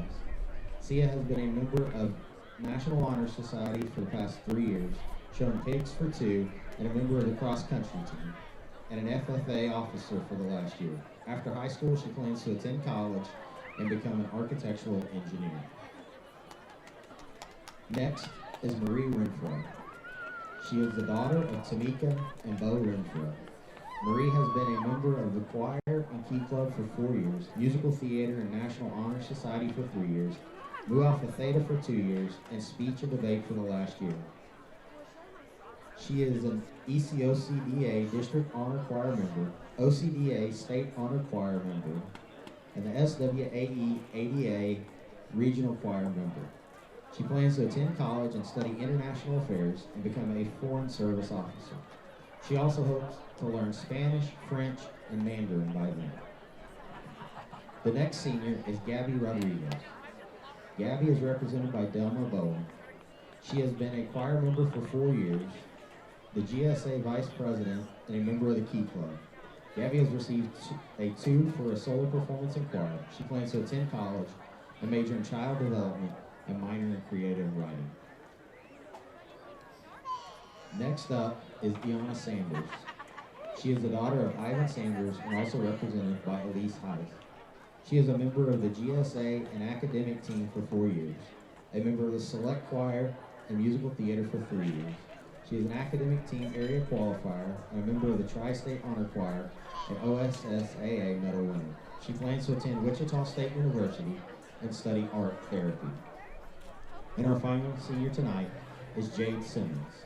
She is the daughter of Heather and Randy Simmons and the granddaughter of Ida Simmons and Carol and Wayne Murphy. She has been showing goats for the Jones FFA for 3 years. Jade plans to attend college and become a pediatric nurse. Ladies and gentlemen, please give a round of applause to all of tonight's seniors.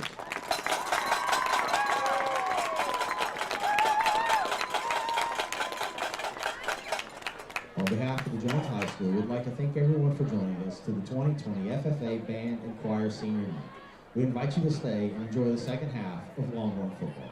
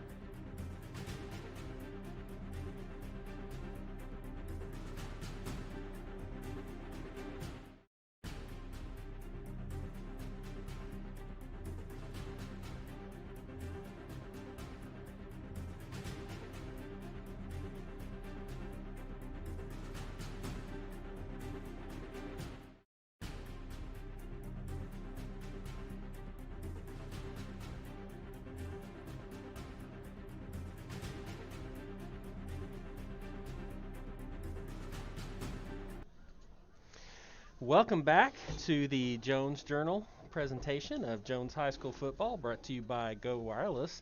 Let's look at some of those first half stats. The Longhorns, 20 yards rushing, 108 yards passing for 128 total. The Millwood Falcons with 68 rushing yards and 96 passing yards for 164 total.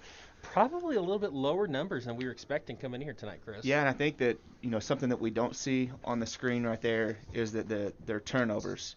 We had the strip and the run in from number 20 from Caden Carl that was the Falcons' only score, and then also Carson had that wide open run where he could have probably ran for 20 yards for a first down, but threw it on. It was a fourth down play, but it was for the interception. So that's kind of allowed the strip and run has really kept Millwood in it. And we talked before the game started that we fully expected to see our offense put some scores up, and it was can our defense hold the Millwood Falcons in check. And really it's been the complete opposite. It's been Millwood Falcons defense has held the Jones Longhorns in check, and for the most part, the Millwood Falcons, their offense has moved the ball. They just can't punch it into the end zone. So Absolutely, this has been a strong matchup, and it is every bit as lived up to the hype coming into this. Now, because really, if you go by the Oklahomans rankings, Jones number 1, Millwood number 5. I mean, this is a state semifinals type of a matchup that you have here tonight, and so this is a good practice for the playoffs. Yeah, certainly. I think that the winner of this game, and even the loser of this game, will be expected to challenge Washington and some of those other top teams in the state in the finals, so long as the state playoffs hold true and that there's no team that has to drop out because of COVID cancellations, because that's one thing with the new format is that everybody's in if they want to play, but if for some reason one of those teams has to cancel because of inability to play because of quarantine or COVID restrictions, it's just a forfeit. It's done. It's a retroactive forfeit, and so you can have so it's a very strange. So that's what both these teams. I mean, I fully expect to see both these teams in the state quarterfinals, semifinals. But if by some means that they get beat out early, it's probably going to be because of a forfeit, not because they get beat, because they're both top quality teams, top caliber. The third quarter has been time the Longhorns have been able to distance themselves, but very rarely have we seen a game this close. We're ready for kickoff, and the kicker lays the ball flat, so we expect to see a low kick, which is what you get here.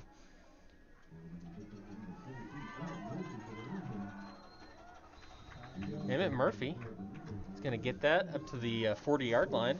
So the Longhorns will have good field position to start off here in the second half. It's about a 5-yard return, but it's a little low ball squib kick, keeping the ball out of Elijah Reed's hands and limiting the return yards. So 2018 they're on safety. He's back in there. 2 receivers left. Zachary's going to get the handoff. Going to get a few yards. Get about the 43-yard line. We'll bring up second down for the Longhorns.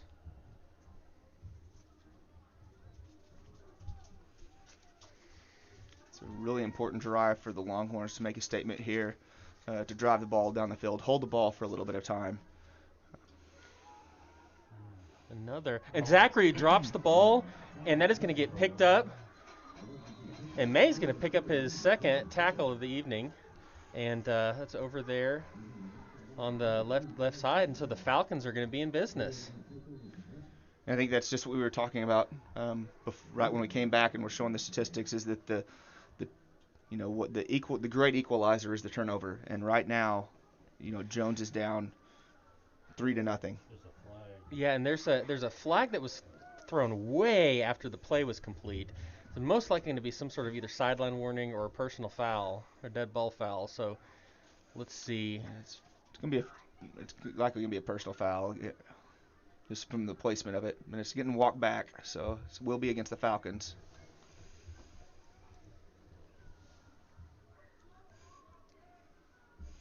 So the Falcons will start with their ball on the 48-yard line.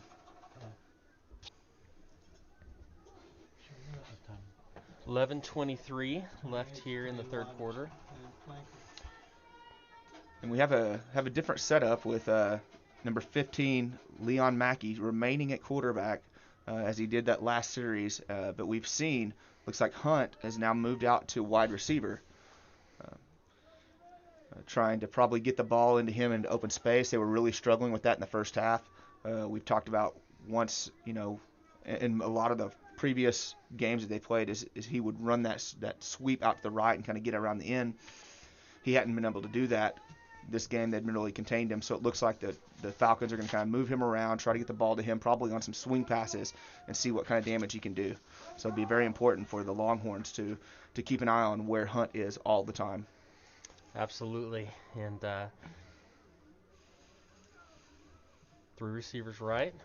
They're still having some discussions with the Millwood sideline.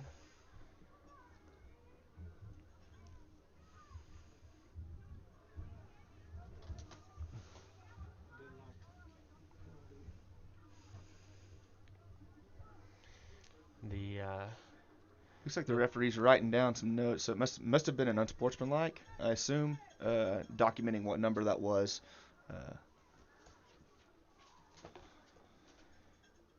He's taking his notes, the white hat.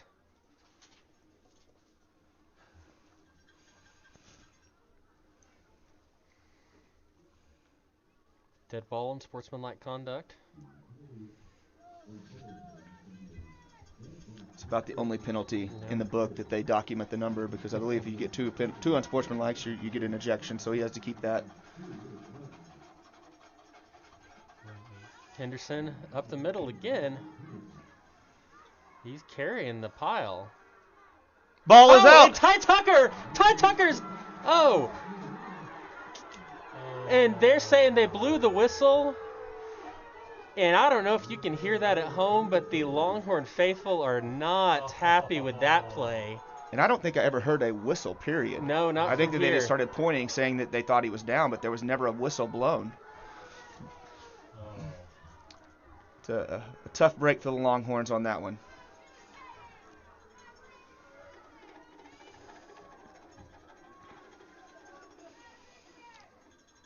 Second down. Once Henderson again. gets it again, and he's going to have a little bit of room. Met down at the 19-yard line. And there's some more flags coming in. Got about 4 flags, so they all saw that one. Little extracurricular activity. I didn't quite see exactly who it was, or if it was against the Longhorns or against the Falcons, but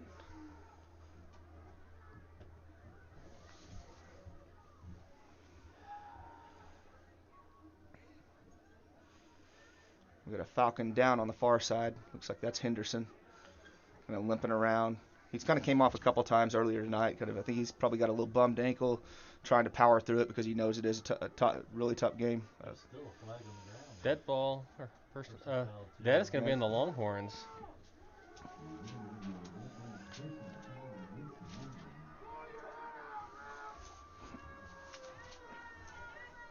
were they moving it down to the 5-yard That'll line? push the ball inside down to about the 10-yard line. And Jones will call a timeout with Just to regroup 10:53 here. left in the third quarter. There's going to be a timeout, and we're going to take a break as well. This is the Jones Journal broadcast of Jones High School football, brought to you by Go Wireless.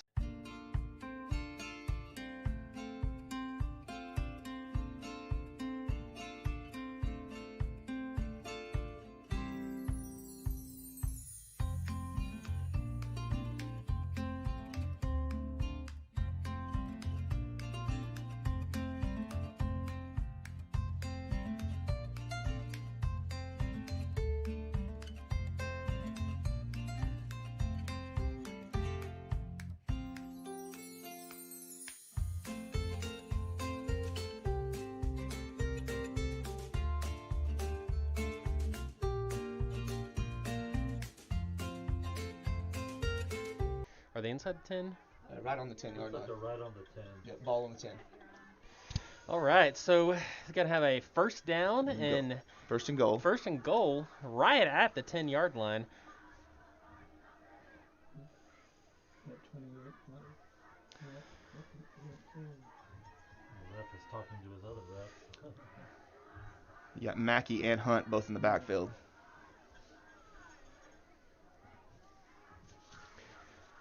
Two receivers right, one receiver left.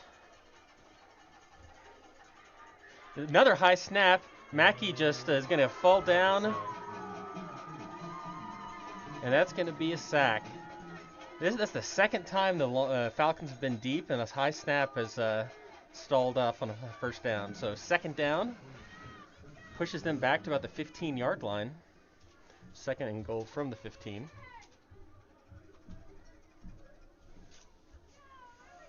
Looks like Mackey is heading out, so you're going to have Hunt back in at quarterback again for the Falcons. Henderson come back in as well. Looks like you got a fullback. You got 4 backs in the backfield right now. Okay, so you got the diamond formation. Another high loose. snap. And then that ball's still live. And looks like the Longhorns have picked it up. Caden Carl on the recovery. Caden Carl gets the fumble recovery. That is a Jones Kiwanis Club turnover. And the Longhorns are excited. That is a good momentum-changing play there.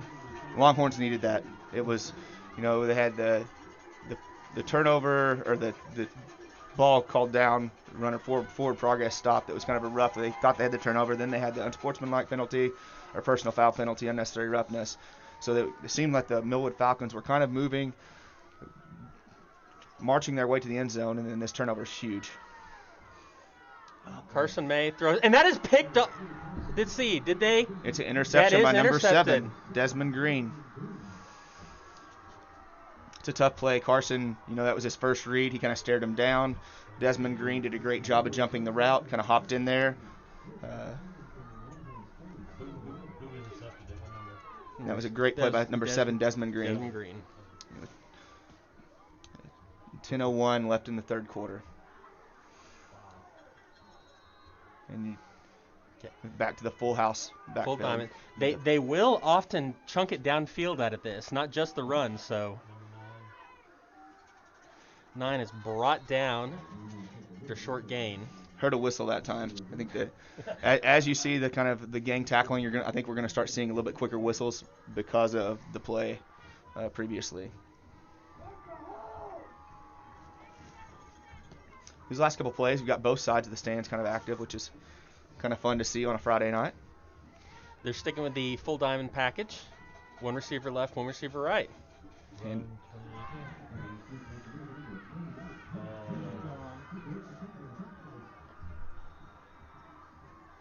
it's going to be brought down inside the 5-yard line. on the 1-yard line. And so it looks like the Falcons will have it first and goal. And Hunt is the one that we've talked about all night. We've done a very good job of containing him. And then kind of they bring in that diamond package, and he kind of went right straight up the middle and kind of untouched almost to the third level. Lined up under center. Not going to take the chance of snapping it over the head on this one. He stuck it in. And the Falcons are going to score and take the lead.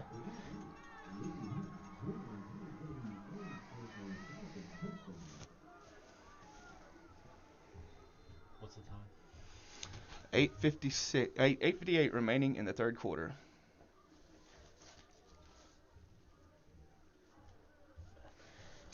Injury timeout. Hunt looked like he was a little bit shaken up on that play. So that'll make the score 14-8. Falcons have taken the lead. Expect to see them go for 2 on this play.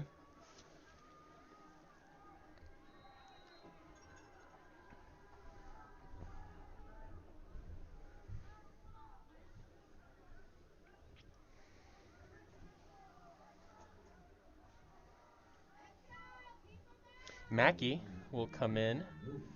Set up the swinging gate. Well, no, they actually had the ball over on the left hash.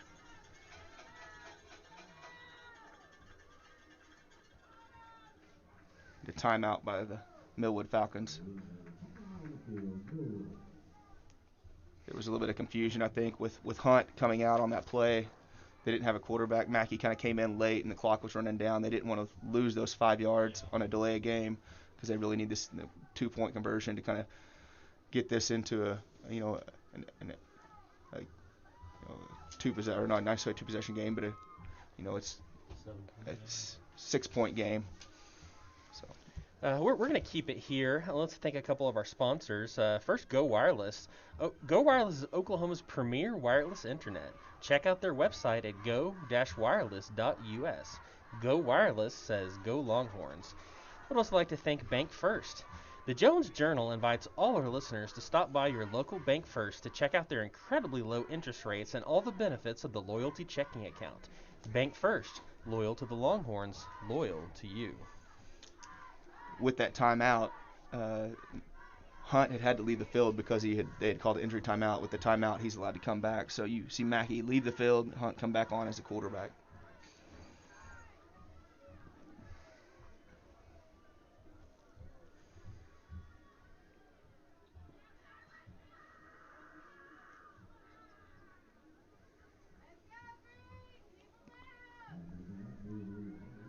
He's hurt.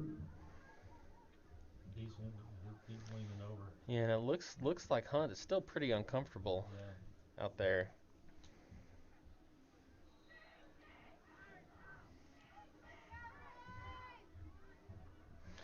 Hunt gets the shotgun snap. And he is going to be into the end zone for the 2-point conversion. That'll make the score 14-8. Millwood Falcons with 8:58 remaining in the third quarter. So it'll be an opportunity here for the Longhorn offense to come out and redeem themselves after that Carson May interception. We'll see what they can do.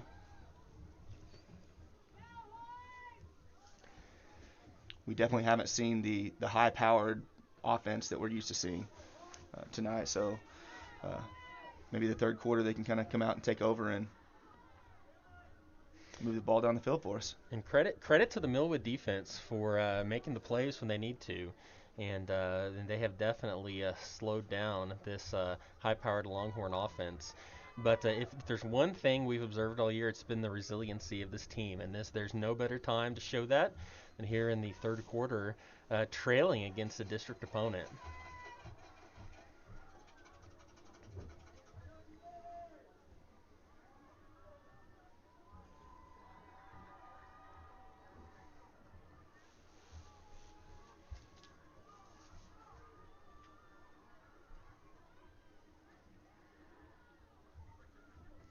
Looks like Asher Earl will set up to kick off again. You have Emmett Murphy, Caden Carl, and Elijah Reed back deep, with Earl laying the ball over as he has on all of his kicks tonight.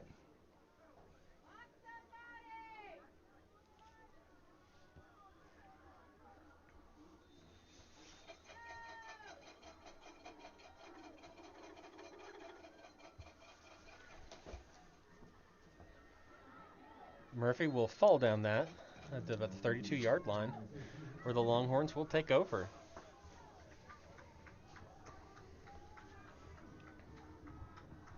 It was a good execution kick by Earl. I think that's exactly what they wanted. That ball hit and was spinning, and actually was spinning, rolling back forward, which made it almost impossible for Murphy to field it and move forward at all. So he just had to fall on it and kind of take it where he got it. Now, we've got Elijah Reed lined up as a running back with a 3-receiver set. May's going to take this, letting it develop over in the edge, and he's going to get tripped up.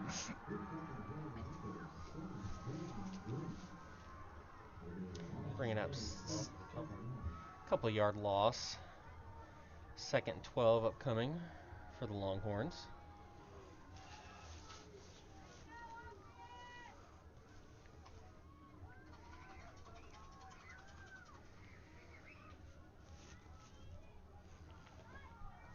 It's important here for Carson, with his experience, not to force the issue. Take what the defense gives him. He's going to get sacked. Offensive line on that one just kind of collapsed and gave way to the Millwood Falcon pass rush. The Millwood sideline's fired up. They're definitely playing with a lot of emotion right now. The Longhorn sideline is kind of, especially when you contrast that to what it was earlier after the turnover. The Longhorn sideline definitely looks a little dejected right now, and so probably need to see something happen on this 3rd and 21 coming for the Longhorns. ball on the 22 with 7:30 left in the third quarter. And it looks like the Longhorns are going to take a timeout. The Longhorns take a timeout, and we will take a timeout as well in the Jones Journal broadcast of Jones High School football.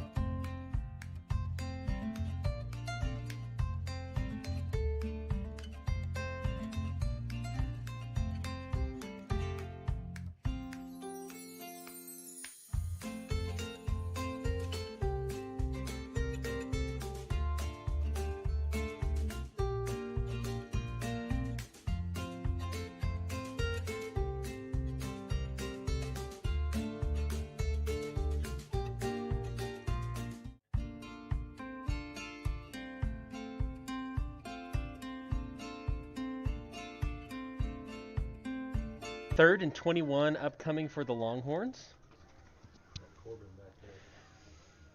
Corbin Cox in at running back. 3 receivers right, 1 receiver left. Expect to see a 3-step drop here with Corbin being in there. He's probably in there for pass protection. He's got Caden Carl. He's got a Intercept. Oh. No. Oh, they're saying incomplete. Oh. Wow.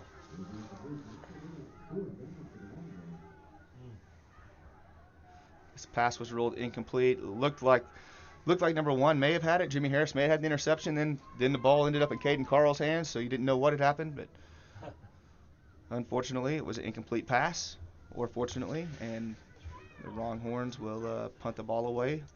And we'll punt it away to number 7, Desmond Green, who has been lethal on special teams.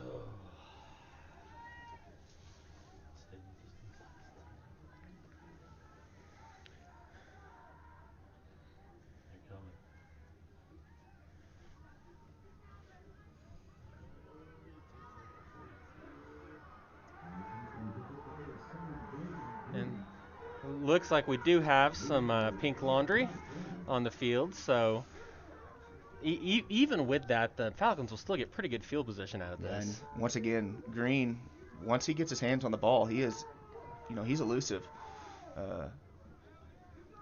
Been great on special teams for them tonight. And he's not afraid in any situation. And so it seems to be the strategy should be to come after him, because he'll field that ball in no matter what.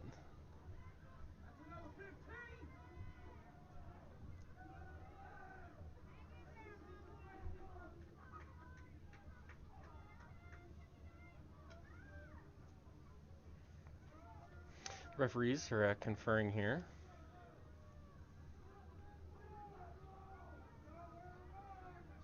Legal block in the back on the Falcons is the call. So that will push it back into Falcon territory at the 44-yard line. But as we said, still going to be a pretty good field position here for this Falcon offense that got into the end zone for the first time on the last drive. Looks like Hunt will be back at quarterback. Have Green out here, split out at wide receiver. Then you'll have Asher Earl, number 6, on the far side of wide receiver.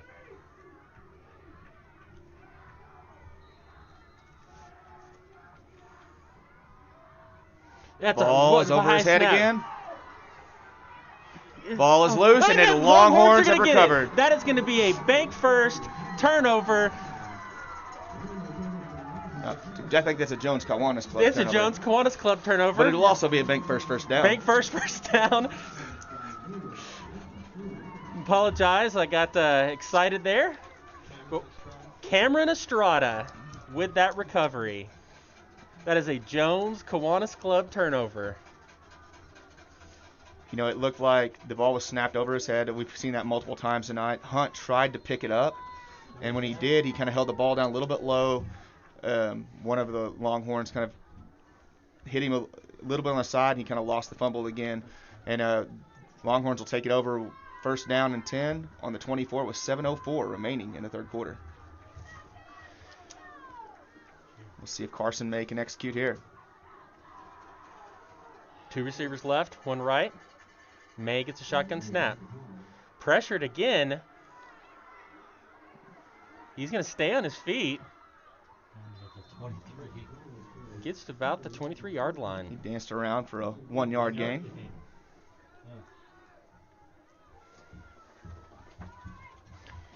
The Falcons have found a way to get some pressure, definitely here in the second half. Yeah, I think that's why we've seen Corbin Cox back in at running back, kind of giving some pass protection.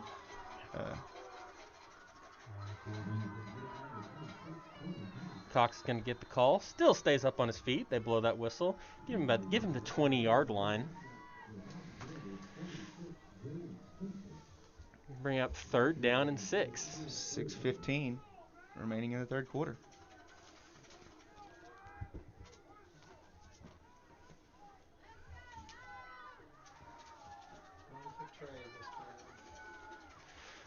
Two receivers left, 1 right. May gets a shotgun snap. He's looking. He's got Tucker. He is incomplete. Now, you have to give Millwood credit. Their defensive backs, safeties, have done a great job on the Longhorn receivers tonight. They've really kept Carson and the receivers from being able to take the ball downfield. And whenever the ball has gone downfield, they've been an interception or close to interception. So, been very impressed by the Millwood defense. A big fourth down upcoming, 4th and 6. Ball on the 20-yard line. May gets a shotgun snap. He's looking. And that is going to be complete for a bank first down. It was great hands by Elijah Reed down to the 9-yard line. Beautiful catch. Was able to catch the ball, bring it in, and also still get a foot in bounds because he was diving out of bounds, which is a great play by, not only a great play by Elijah Reed, but a beautiful throw by Carson May.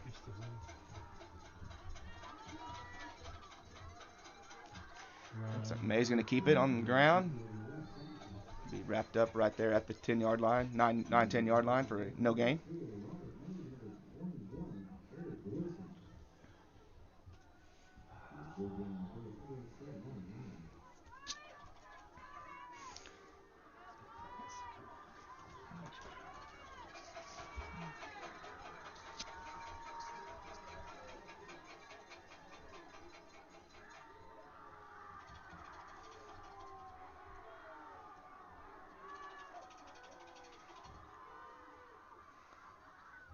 May's going to keep it.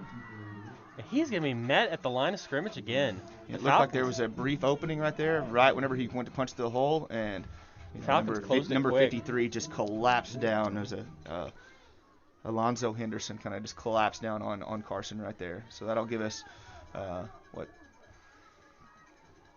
looks balls on the 6-yard line, third down with 4:40 remaining in the quarter.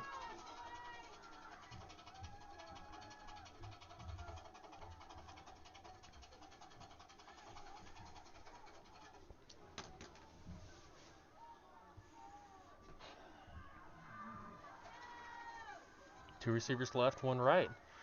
May looking left. He's got some room. He's going to get brought down. Number 71, Carlos Strong. You know, and that's something that we spoke about at the first of the game, Millwood's size on the interior and on their offensive line.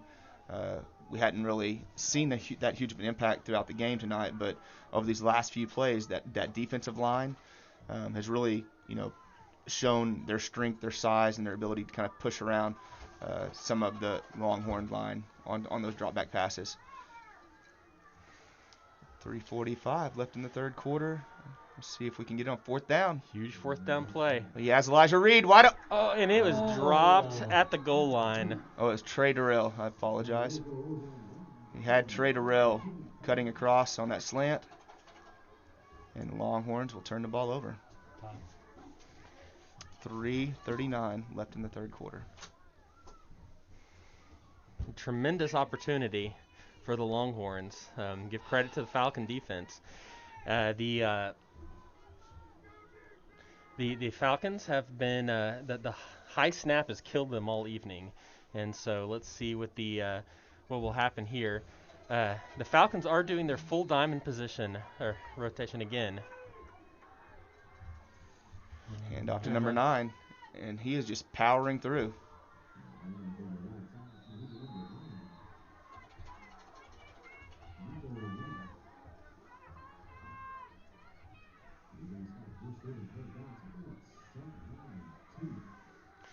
Call that a gain of 8.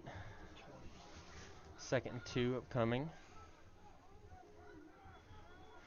Full diamond formation again. Well, it was a high snap, but he was able to bring it in. And he'll scoot forward for a first down. Number 20, Dominic Godwin. 3 minutes remaining in the third quarter.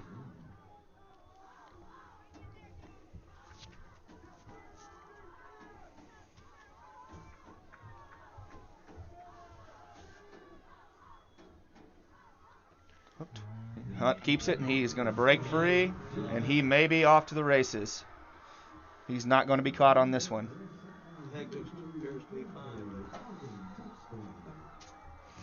And that is the case, and that's a run by Hunt.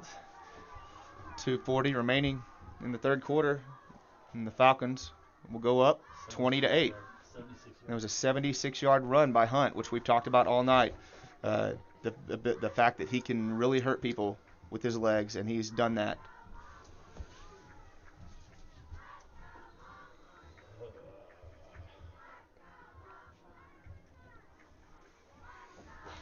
Lined up for 2.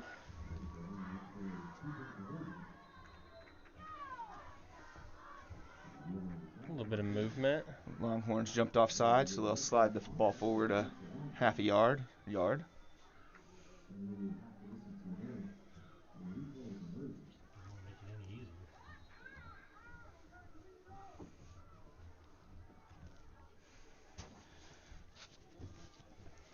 We'll probably see Hunt on the sweep off to the left again, as we have straight up the middle.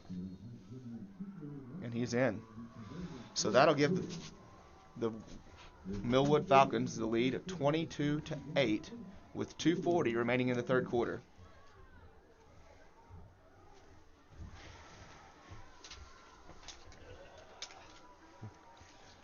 It's a change of events. We have the ball on the 6-yard line, looking to punch it in. Can't move the ball. We have 4 plays to try to get it in from inside the 10. We can't get it in. Turn it over on downs, and drop a pass. That was effectively in the end zone. That was right off of Durrell's hands. And 4 plays later, you're in the end zone on the other end on a 72-yard run. And the whole dynamic of the game has changed now. The Longhorns now have to kind of force the envelope, which is what we didn't want to, said previously that we don't have to do that. You're only down by 6 points. You're 1 score away. There's still a whole lot of game left. Now you're a full two scores out. And you have to kind of start pushing things, start being a little more aggressive. The offensive line has to start blocking a little bit better to give Carson a little bit more time to throw, because we're going to have to pass the ball in order to move it. And so we'll see what the offensive line can hold up on this one, and see if Carson has the ability to make some passes downfield now. And the sure-handed receivers for the Longhorns have dropped a couple tonight. Certainly. And that's killed a couple of drives. And so it's going to be an all-around effort required to score against this Falcon defense.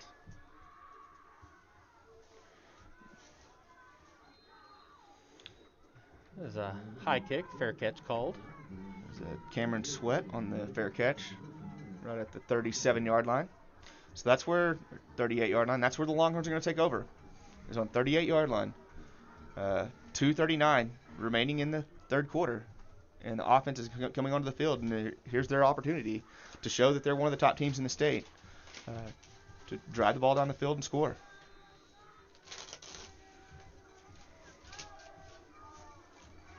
This is a situation the Longhorns have not found themselves in quite a bit, and so this is do or die time. 2 receivers left, 2 receivers right. Durrell, complete. He's going to make his man miss. 45, 50, 45, 40, holding on to it. There is a flag down at the, let's see what that is.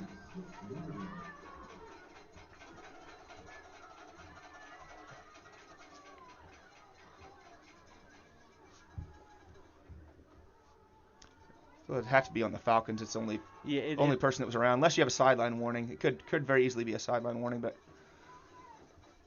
no. Yes. First sideline warning against the Longhorns. I think when one of the Falcons went to make a tackle, they ran into one of the players, which was inside, just probably a step inside that white line, the get back line, and so they get the warning, and the next one will be a penalty.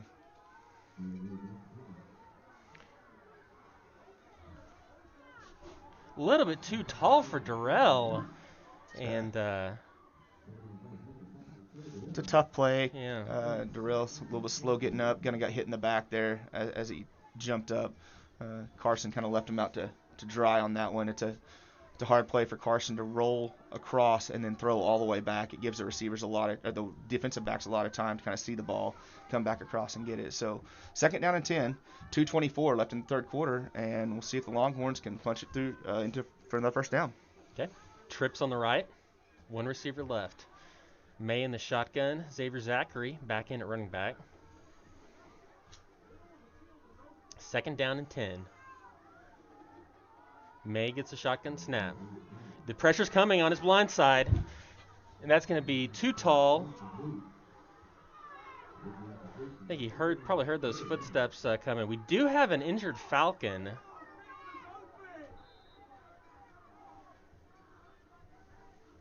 And while they attend to him, we're going to take a timeout as well. This is the Jones Journal broadcast of Jones High School football.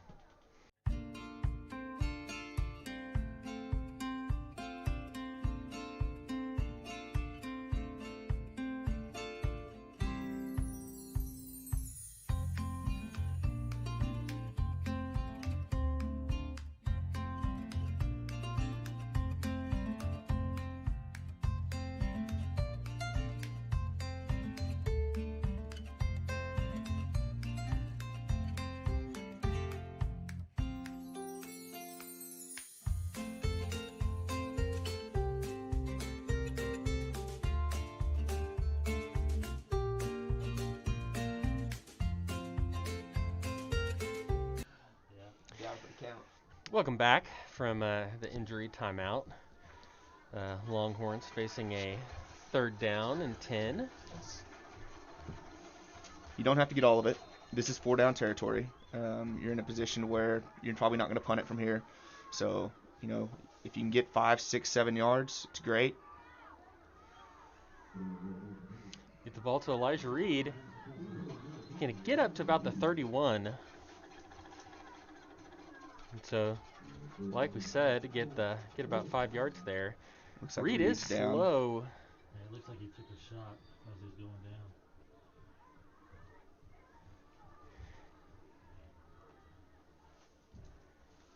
down. And Reed gets back up pretty quickly. He'll have to set out this next play. 4th down, another big play.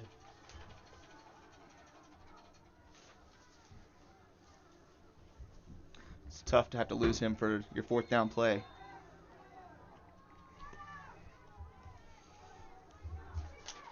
And this is big. 2 receivers.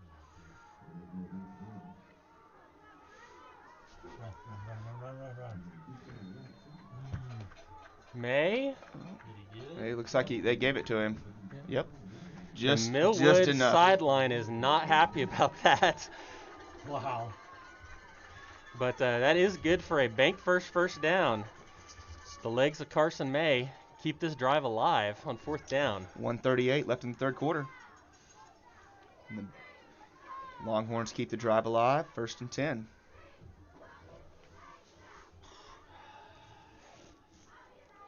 that's a huge play. So keep that in mind if the Longhorns can continue this. That could be a defining play. We got Reed back in the game. Go, baby. Go, baby. And Reed not quite able to get around the edge. Bring up 2nd down. 1:26 left in the third quarter. I think the Falcons' speed is just something that we haven't seen in a lot of the other teams that we played this year. Those little jet sweeps around the end to Elijah Reed have usually allowed us to get the corner and make 6, 7, 8, 9, 10 yards per carry. Tonight we're getting 2 yards a carry. So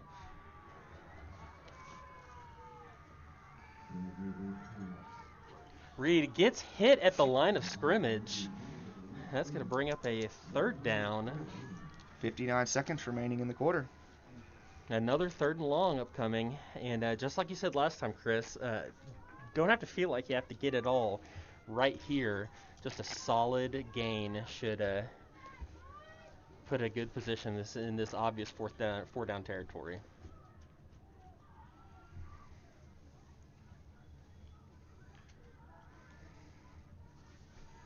Yeah, the Longhorns have not been particularly stellar on 3rd down tonight. They're 2 for 12.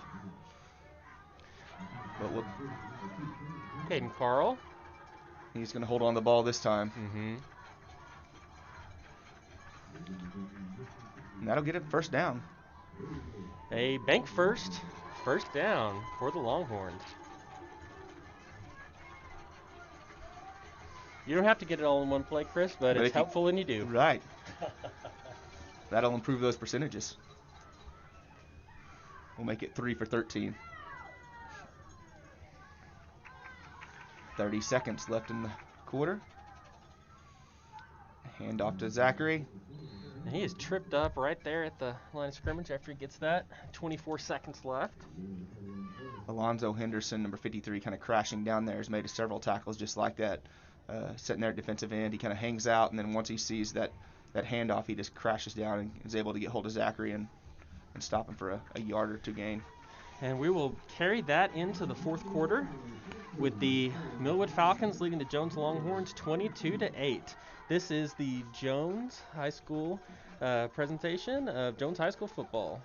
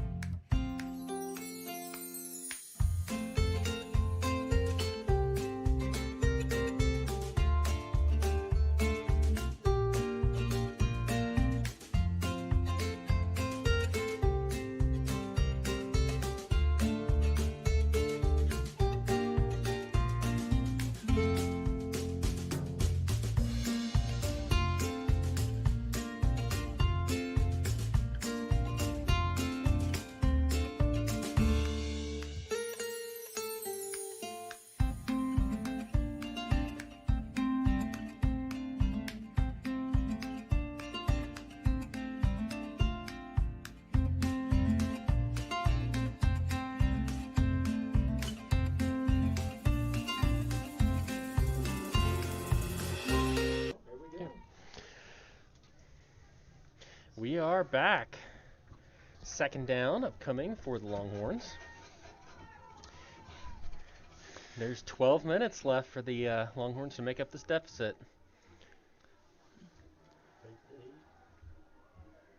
May. A little bit too tall in the end zone. Bring up another 3rd down.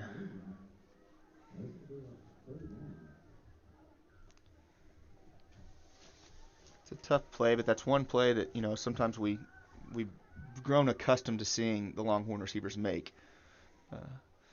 But you're just inside. Just started at the fourth quarter. You're down by 14 points. You're gonna really need to punch this one in here, and then have your defense hold up. May. Incomplete. It was nearly intercepted by Dominic Godwin. Came diving across there. Bringing up another fourth down for the Longhorns. May's getting it up a little slow.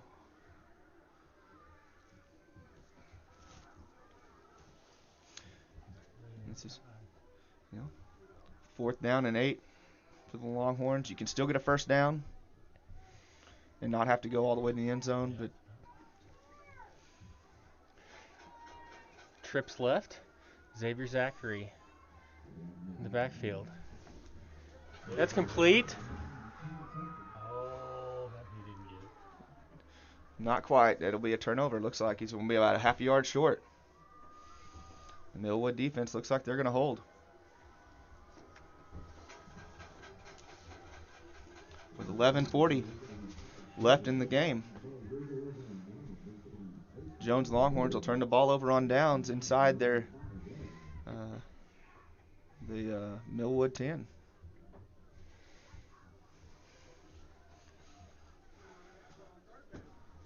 like the ball will be placed on the 5-yard line.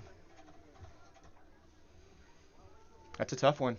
Absolutely, Chris. You're down by 2 scores, and you really need to be able to. I think that's 2 or 3 red zone trips where they just haven't been able to punch the ball in. And they're going to look back on that tonight if they can't pull this game out and be very frustrated with it.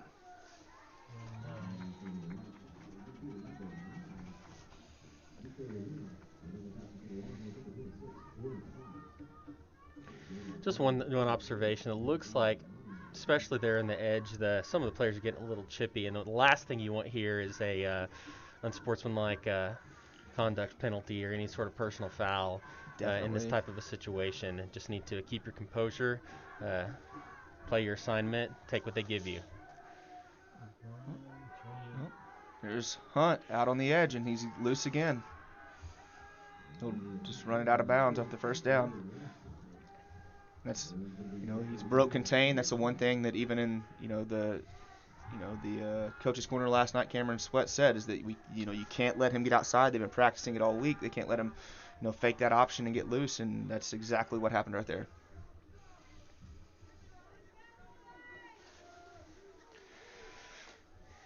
They've had a lot of success running out of the full diamond package.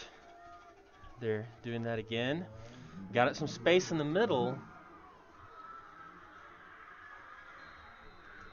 Brought down about the 41-yard line. It's going to be another Falcon first down. Looks like they've started using Miko Levine, which was I think he had that first jump pass catch earlier in the game where he kind of was able to sneak free. He's the one that's kind of now taken over as the running back, but he did just leave the field and grabbing his ankle.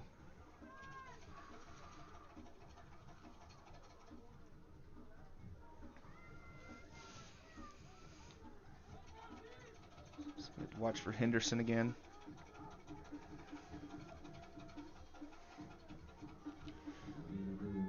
And they can't. His jersey gets ripped. Right. And he tore off about half of his jersey.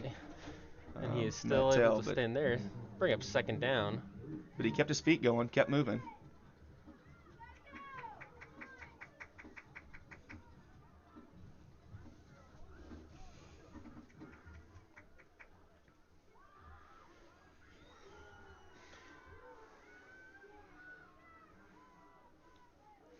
Falcons again in the full diamond.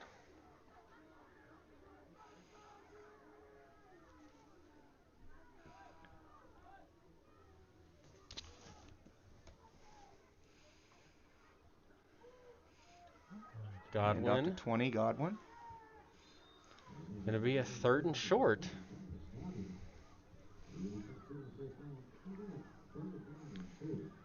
The Falcons are going to continue to just let this clock just continue to drain down with 9:20 left in the game. You kind of see them waiting to let that play clock get inside 10. They're snapping it right around the 5-second mark each time.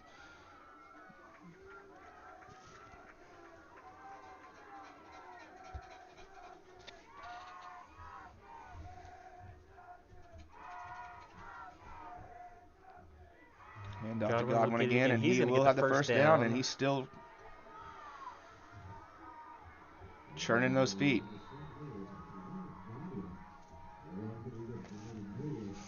Get up to the 35-yard line.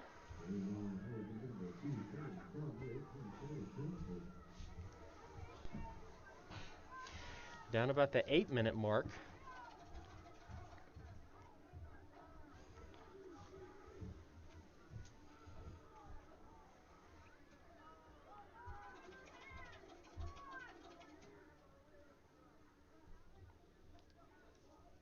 Millwood will continue just to watch the play clock and the game clock roll inside.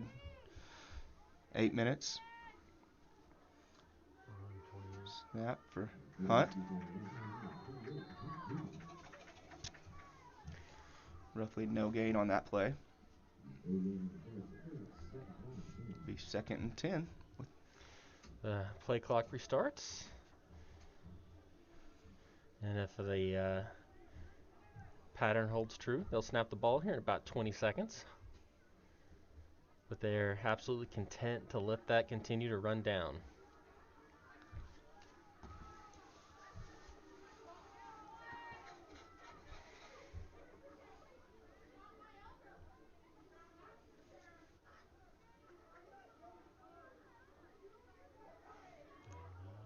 Hand off to number 9 out here on the side, and they just can't seem to bring him down. He's so powerful. Had that good stiff arm right there.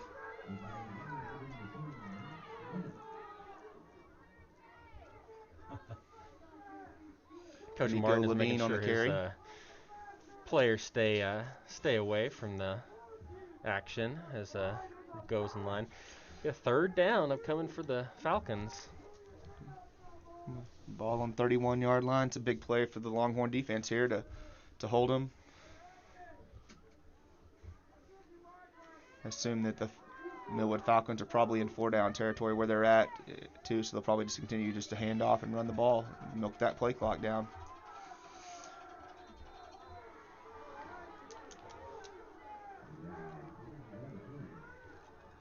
And it's going to be offsides on the Longhorns. They got the Longhorns to jump. That'll make it 3rd and short. 3rd and roughly 1 yard.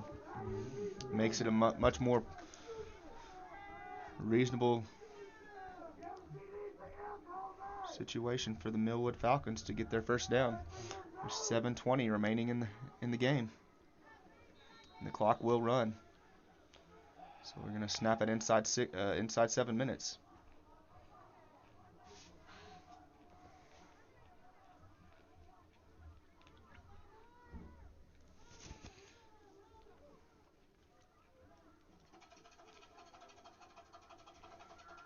Hunt gets the snap. That's going to be good for a first down. Brought down around the 20. Miko Levine on the carry. He will move inside for a first down, and the flag comes out, and it looks like the Longhorns are losing their cool a little bit. Let's see. This drive started at, let's see, what was the time on the clock when this...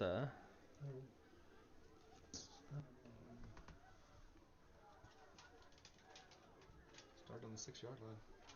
Holding. Oh, it's a... I'll start on Falcons. It was an illegal procedure, it looks like. So I assume that they didn't have enough men on the line.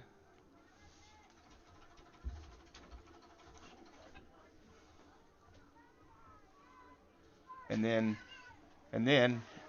we did see our Longhorn player lose his cool, and that resulted in an unsportsmanlike penalty, which will now give the Millwood Falcons the first down. So it's going to put the ball on the 16-yard line with 6:53 remaining, and the Millwood Falcons will have the ball first down and 10.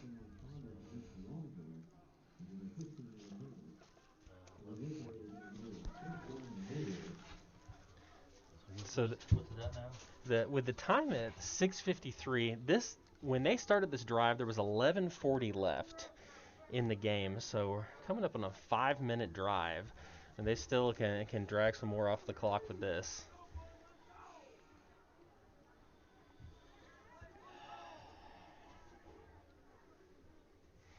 First down and 10 for the Falcons. 10 play. This is the 11th play. Waiting for the 11th play of the Falcon drive to start.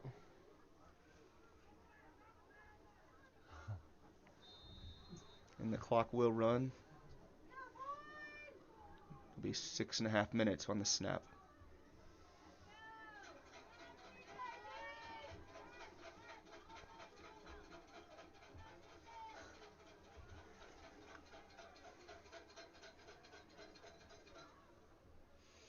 Number 20, Godwin, out on the edge.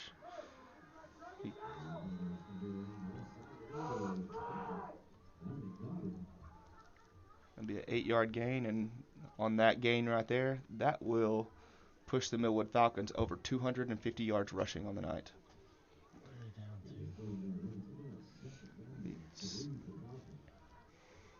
to? And obviously the bulk of that coming here in the second half. Right.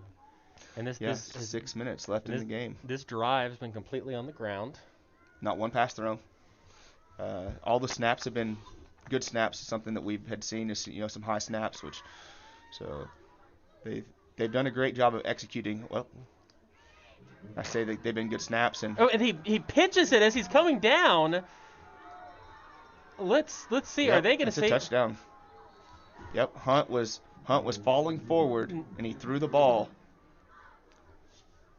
Who'd he throw to number 8, T.K. Henderson, and it appears the referee the head referee has said that he was down. Yeah. Well, I think that's a break for the Longhorns, because it did appear that as Hunt was falling forward, he pitched the ball forward to Henderson, which the Longhorn players thought they had him down, and Henderson just ran right into the end zone. Wow. So. And you had the side judge signaling for a touchdown, but the head referee sticking his foot down, saying that he was down. So that'll bring up third down, 3rd and 6 for the Millwood Falcons, with 5 minutes left in the game.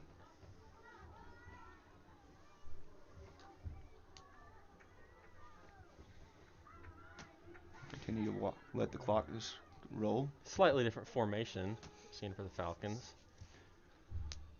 Hunt's going to keep it, though, still. Going to bring up 4th down. I imagine they'll just attempt to run this again. Yeah, I wouldn't see any need to do anything different. You're up by 14 points. Just snap the ball, run forward. If you get a first down, great. If you score a touchdown, great. If you turn it over, then the Longhorns have to drive down the field and score, which is something they haven't been able to do all night outside of what they did in the first quarter. And so you like your chances if you're Millwood Falcons. And I think it's surprising, Matt, that outside of the first quarter, the Longhorns haven't scored again. And it's going to be another offsides penalty on the Longhorns, and that's going to give them a first down. Should give it 4th and 1. Oh, it is 4th and 1. 4:13 left. So this is effectively the game. Not to say that the game is really all that close in reach, but if the Falcons do get a first down here, they can run the clock down to pretty much a minute left in the game, with the Longhorns needing 2 scores. And they're going to do a quarterback sneak. And he'll push that forward. second push probably got him there.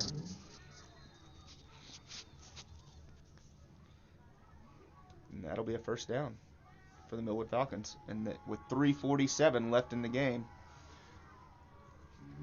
they'll be able to run the clock down almost inside of 2 minutes.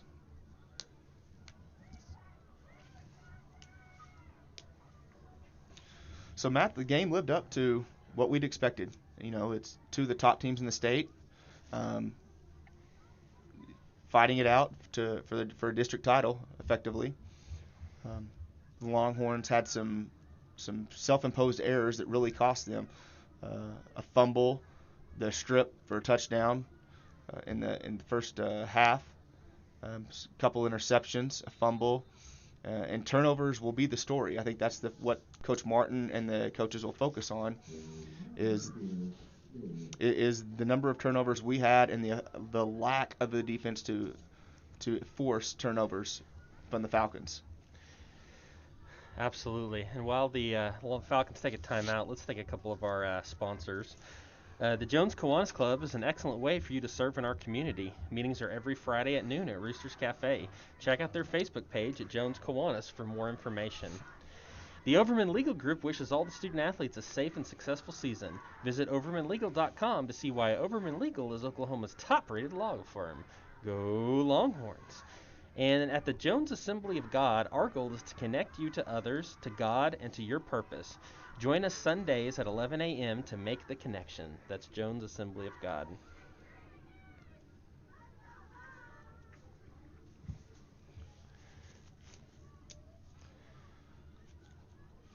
Well, Matt, if you would have told me coming into the game that the Jones Longhorns would have had 192 yards of total offense, I think we would have both said that we were losing this game. And so I think it shows that we really struggled tonight with, moving the ball down the field against the Falcons. They're very quick, very fast. That's a lot of speed that we hadn't seen. And there'll be a false start on the Falcons. It'll back them up. 3:10 left in the fourth quarter. But the speed is something that we weren't able to get on the outside. And then whenever Carson would drop back to pass, the defensive line for the Falcons, was able to impose their will and force pressure. And the defensive backs for the Falcons did a great job of keeping the receivers in check. I mean, if you look at it, we completed roughly 50% of our passes for 160 yards. But we didn't have any of those Elijah Reed 80-yard passes or the Trey Durrell 30-yard touchdown passes. He may have made it in there. Oh, And it looks like Ty Tucker's got the ball and continuing down.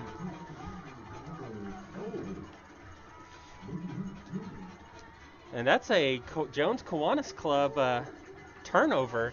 And after a 9-minute drive, hopefully the efforts will not be benign after that defensive stand. The Longhorns still have life. The Millwood Falcons could have taken a knee and went into victory formation and handed the ball over to Jones Longhorns with less than a minute left. Instead, they attempted to try to score a touchdown, run the score up. They fumble the ball with 2:54 remaining in the quarter in the game, and it gives the Longhorns life.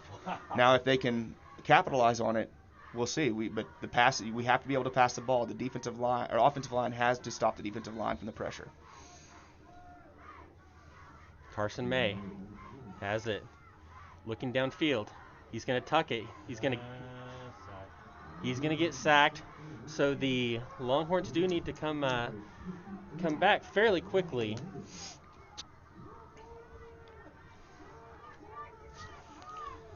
And on that one, I will say the offensive line did a fairly good job that time on protection. I think that Carson's been rushing around so much tonight that he was kind of escaping the pocket before he really needed to. And that is picked off by number 4. And that'll be an interception by Robert Mays and a touchdown. And those plays happen when you have 2 minutes left in the game. You're trying to make something. You're trying to drive the ball down the field to try to get a score to win. You're going to make those mistakes. There's 2:15 left in the game, and it's another turnover. It's what we've talked about all night. But those are mistakes that happen at the end of the games when you're down. You're trying to drive the ball down the field, trying to score, and you're just doing everything you can to will your team to win. Yeah, absolutely. And when Coach Martin and the Longhorns take a look at the film tomorrow, I think they're going to see a lot of things that can be corrected, and a lot of areas where they, as you said earlier, some of those mistakes were self-inflicted. Oh, nice. I Number don't six, think that is buddy. how they drew up that. A high pitch that gets bounced to the A kicker, snap off of who the just throws it. A high snap off of the holder's hands into the kicker's hands, and he makes a fire pass out to number 20 on an escape. And that's how the night's gone for the Longhorns and for the Millwood Falcons. If you wanted to have a microcosm of how this game has gone for the Longhorns, that pretty much sums it up. Earlier I did use the word benign, because that is the word of the week, benign. It means having no significant effect or harmless, and the word of the week is brought to you by Mrs. Neal's junior English class. And so thank you, Mrs. Neal, and your students for always providing a word for us. It's always intellectually challenging for Chris and I as we come here to make these calls for you.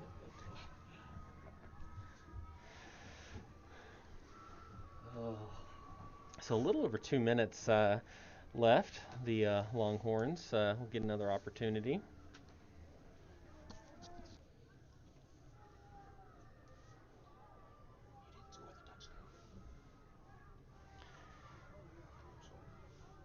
Isn't 30 days? Huh? Oh, it just hasn't updated yet. Because it showed the 2-point conversion, but it didn't show the. Yeah, it's in there. Number 38. Ty Tucker gets the short kickoff. Longhorns will have good field position, but not a lot of time to work with. And there's there are a lot of things that can be corrected and come here. And it's been a while since Jones has lost a district game. 6 years? Yeah. Yeah, it's been 6 years since Jones has lost a district game. And it probably didn't catch that on our cameras, but the Millwood head coach was just Darwin Franklin was just took a Gatorade bath there on the sidelines. Which goes to show, how big of a game this really was. That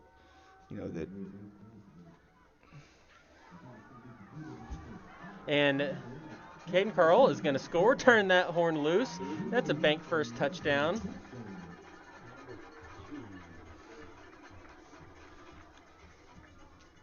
Those tend to be the type of plays that we're used to seeing. Yes. Throughout the game, and not in cleanup time at fourth quarter with 1:59 remaining. But we'll take it. It makes the score more respectable. We'll see if the Longhorns can get the 2-point conversion here and bring it to a 14-point game again, where they have 2 minutes to score 2 touchdowns. So I would expect to see an onside kick.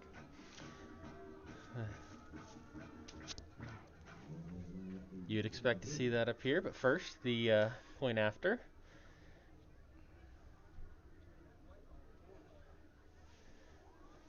Put Reed in there. He's going to step in for the 2-point conversion.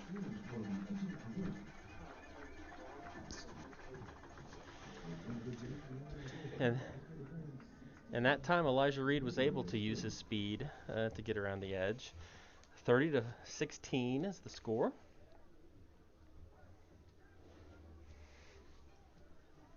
I didn't know if I said that earlier, but that was a bank first touchdown by Caden Carl on the connection with Carson May.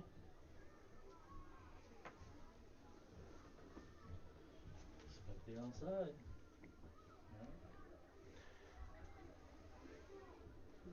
Oh,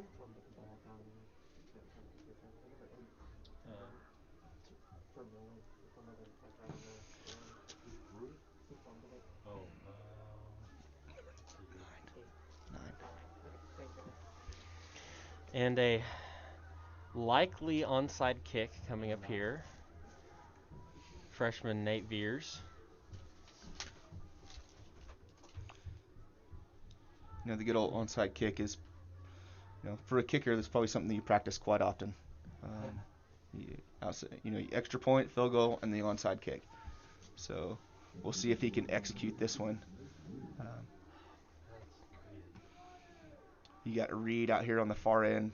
Expect to try to get a hop. He's going to He's going to get that. Is he going to travel the 10 yards? Did it touch a Falcon?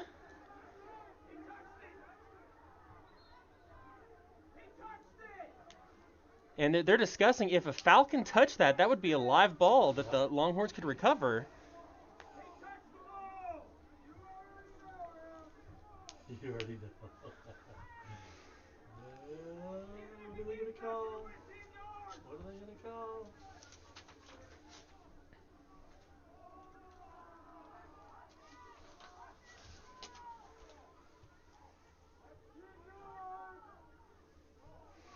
And for those of you watching at home, here's what is being discussed. The ball has to travel 10 yards before the Longhorns can touch the ball. But if, in fact, the Falcons did touch, and that's what they're going to call, that is an onside kick. Congratulations, Nate Veers, on a successful onside kick. And the Longhorns still have a little bit of life left with a minute 59. It's almost the exact situation that the Dallas Cowboys ran into. On that kick that they had, where the receiving team, he tried to get away from the ball. I think he barely touched it, not thinking that if it goes within 10 yards, he's the only one that could touch it. He either barely tipped it or he let it go past him, and the Longhorn picked it up past 10 yards. We don't really get the explanation here. So with it being on the 48, it does appear that they assumed that he didn't touch the ball and it rolled to the 48, and the Longhorns recovered it. But very interesting and kind of crazy to see. Millwood likely had their hands team on the field for that, and they're probably all you're told to fall on it, and just kind of a brief lapse for them, giving the Longhorns a little bit of life. A little bit of life. Bizarre.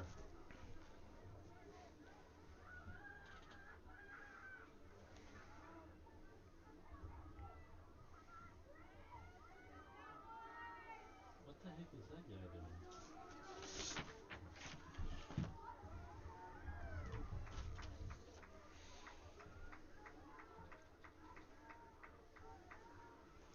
So the Longhorns offense is on the field. Ball on the 48 with 1:59 remaining in the game. Down 2 scores.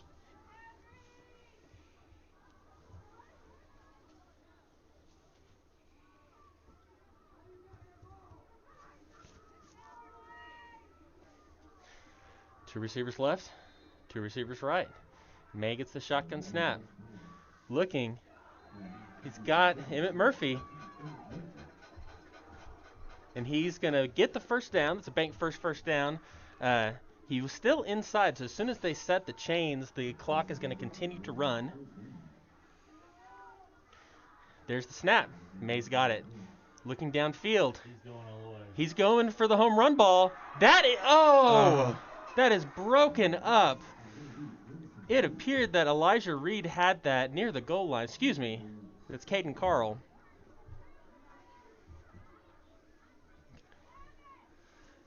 Yeah. And as far as shots to the end zone go, Chris, you can't ask for much better than that. No, That was in crunch time, a minute 47 left in the game, those are the plays that you have to, in order to make the comeback, you have to make those plays. So, it's just tough. It's tough to see. It's going to be a little bit too tall for Carl. Bring up third down. Yep, third down and 10 from the 38-yard line.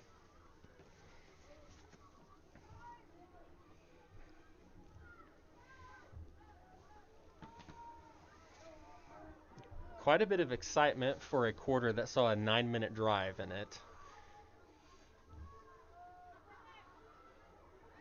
May going for the end zone. He's got Murphy, and he drops it in the end zone.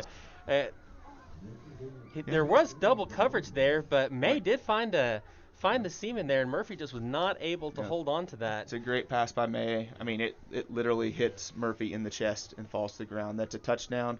That puts you within one score with a minute and 36 seconds left. And those are the things that they're going to look back on and kick themselves when they're watching film tomorrow, thinking that, we had a chance to at least make this game competitive.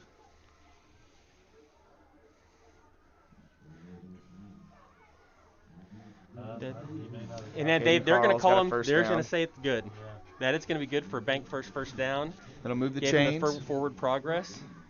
And that is the important thing. He is still in bounds, and so as soon as they set the chains, the clock will continue to run with about a minute 29 left. About a fresh set of downs for the Longhorns. There's still life. Carl, along the sideline, is going to get out of bounds. Gain of about 9.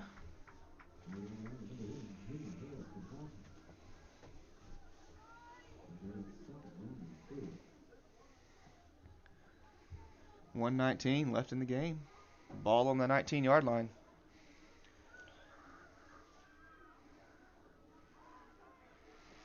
May is going to find Reed. Who's going to fall down? It'll be a first down, but he's just moving inside the 8-yard line, down to the 6, with 1:14 left in the game.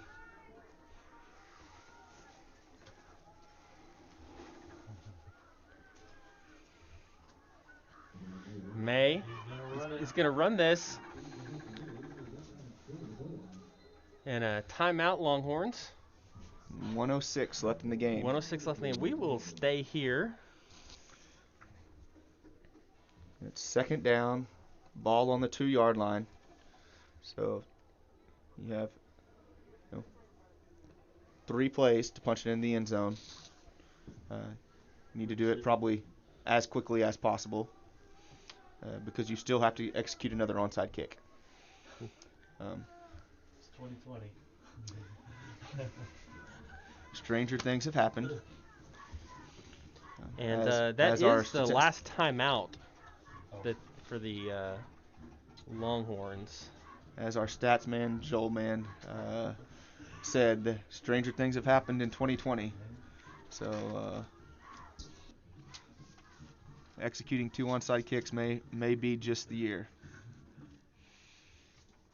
But first, we got to punch it in the end zone. First things first. You gotta get it in the end zone. And because there have been issues in the red zone tonight. Certainly. I mean, we've been in the red zone multiple times tonight and failed to execute. We had the pass to Darrell there earlier just in the third quarter, where if you execute that, you're looking right now at it being a tie game. Last thing you want is a sack or a turnover in this situation. Reed, he's going to have the space. He goes towards. He comes in. That's a touchdown. Elijah Reed. That's a bank first touchdown. 1 minute and 1 second left in this game, and the Longhorns have a chance to put it within 6 points.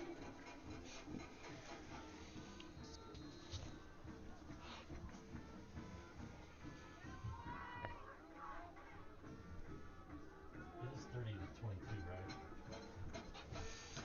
Yes. Oh. Yep. Thought I missed it. The 2-point conversion. He's gonna run in. May's going to hold on to it. He's still moving. Does he reach? Does he get it? And Looks like it'll be no They're good. going to say no. So it'll be an 8-point game. Doesn't really change anything. The Longhorns needed a touchdown no matter what. All it does is it makes it where if we do get the onside kick and a touchdown, we can only tie. But if we can get the onside kick and a touchdown and tie it, I'll take it. So 1 minute and 1 second left in this game, Matt. Our freshman is going to come out and execute another perfectly kicked onside kick.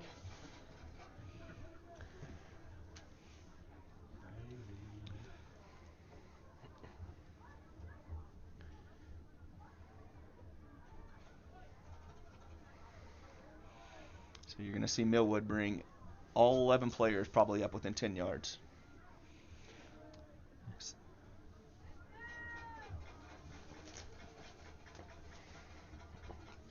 is where they have the fake kick, cross kicker.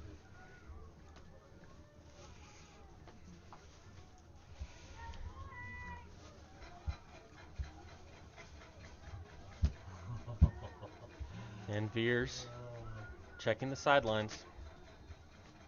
Makes his approach. That is going to be fielded by the Falcons at the 49-yard line by their 6. kicker. Yep. Yes, their kicker, Asher Earl, fields the onside kick, and that will end the hopes of the Jones Longhorns. Well, the result still ended up being the same, but there's a piece of me that wonders if head coach Darwin Franklin wishes the Gatorade bath wouldn't have happened so early in the game. Yeah, I'll say that last 2 minutes and 48 seconds of the game in which he got to stand on the sidelines covered in Gatorade probably was a lot colder than what he was hoping. The Longhorns showed a lot of heart trying to make that comeback.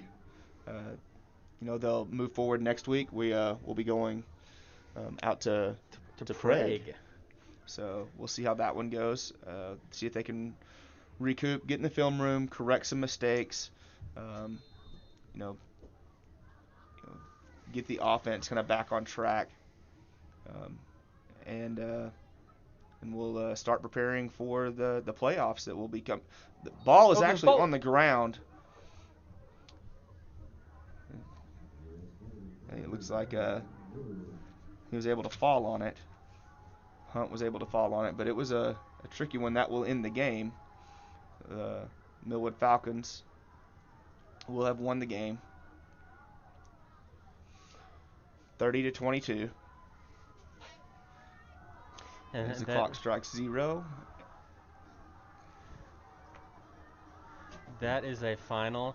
The Falcon coaches are trying to get their players away. It looks like some of the Millwood players are coming to taunt the Jones players, and the coaches are holding them back.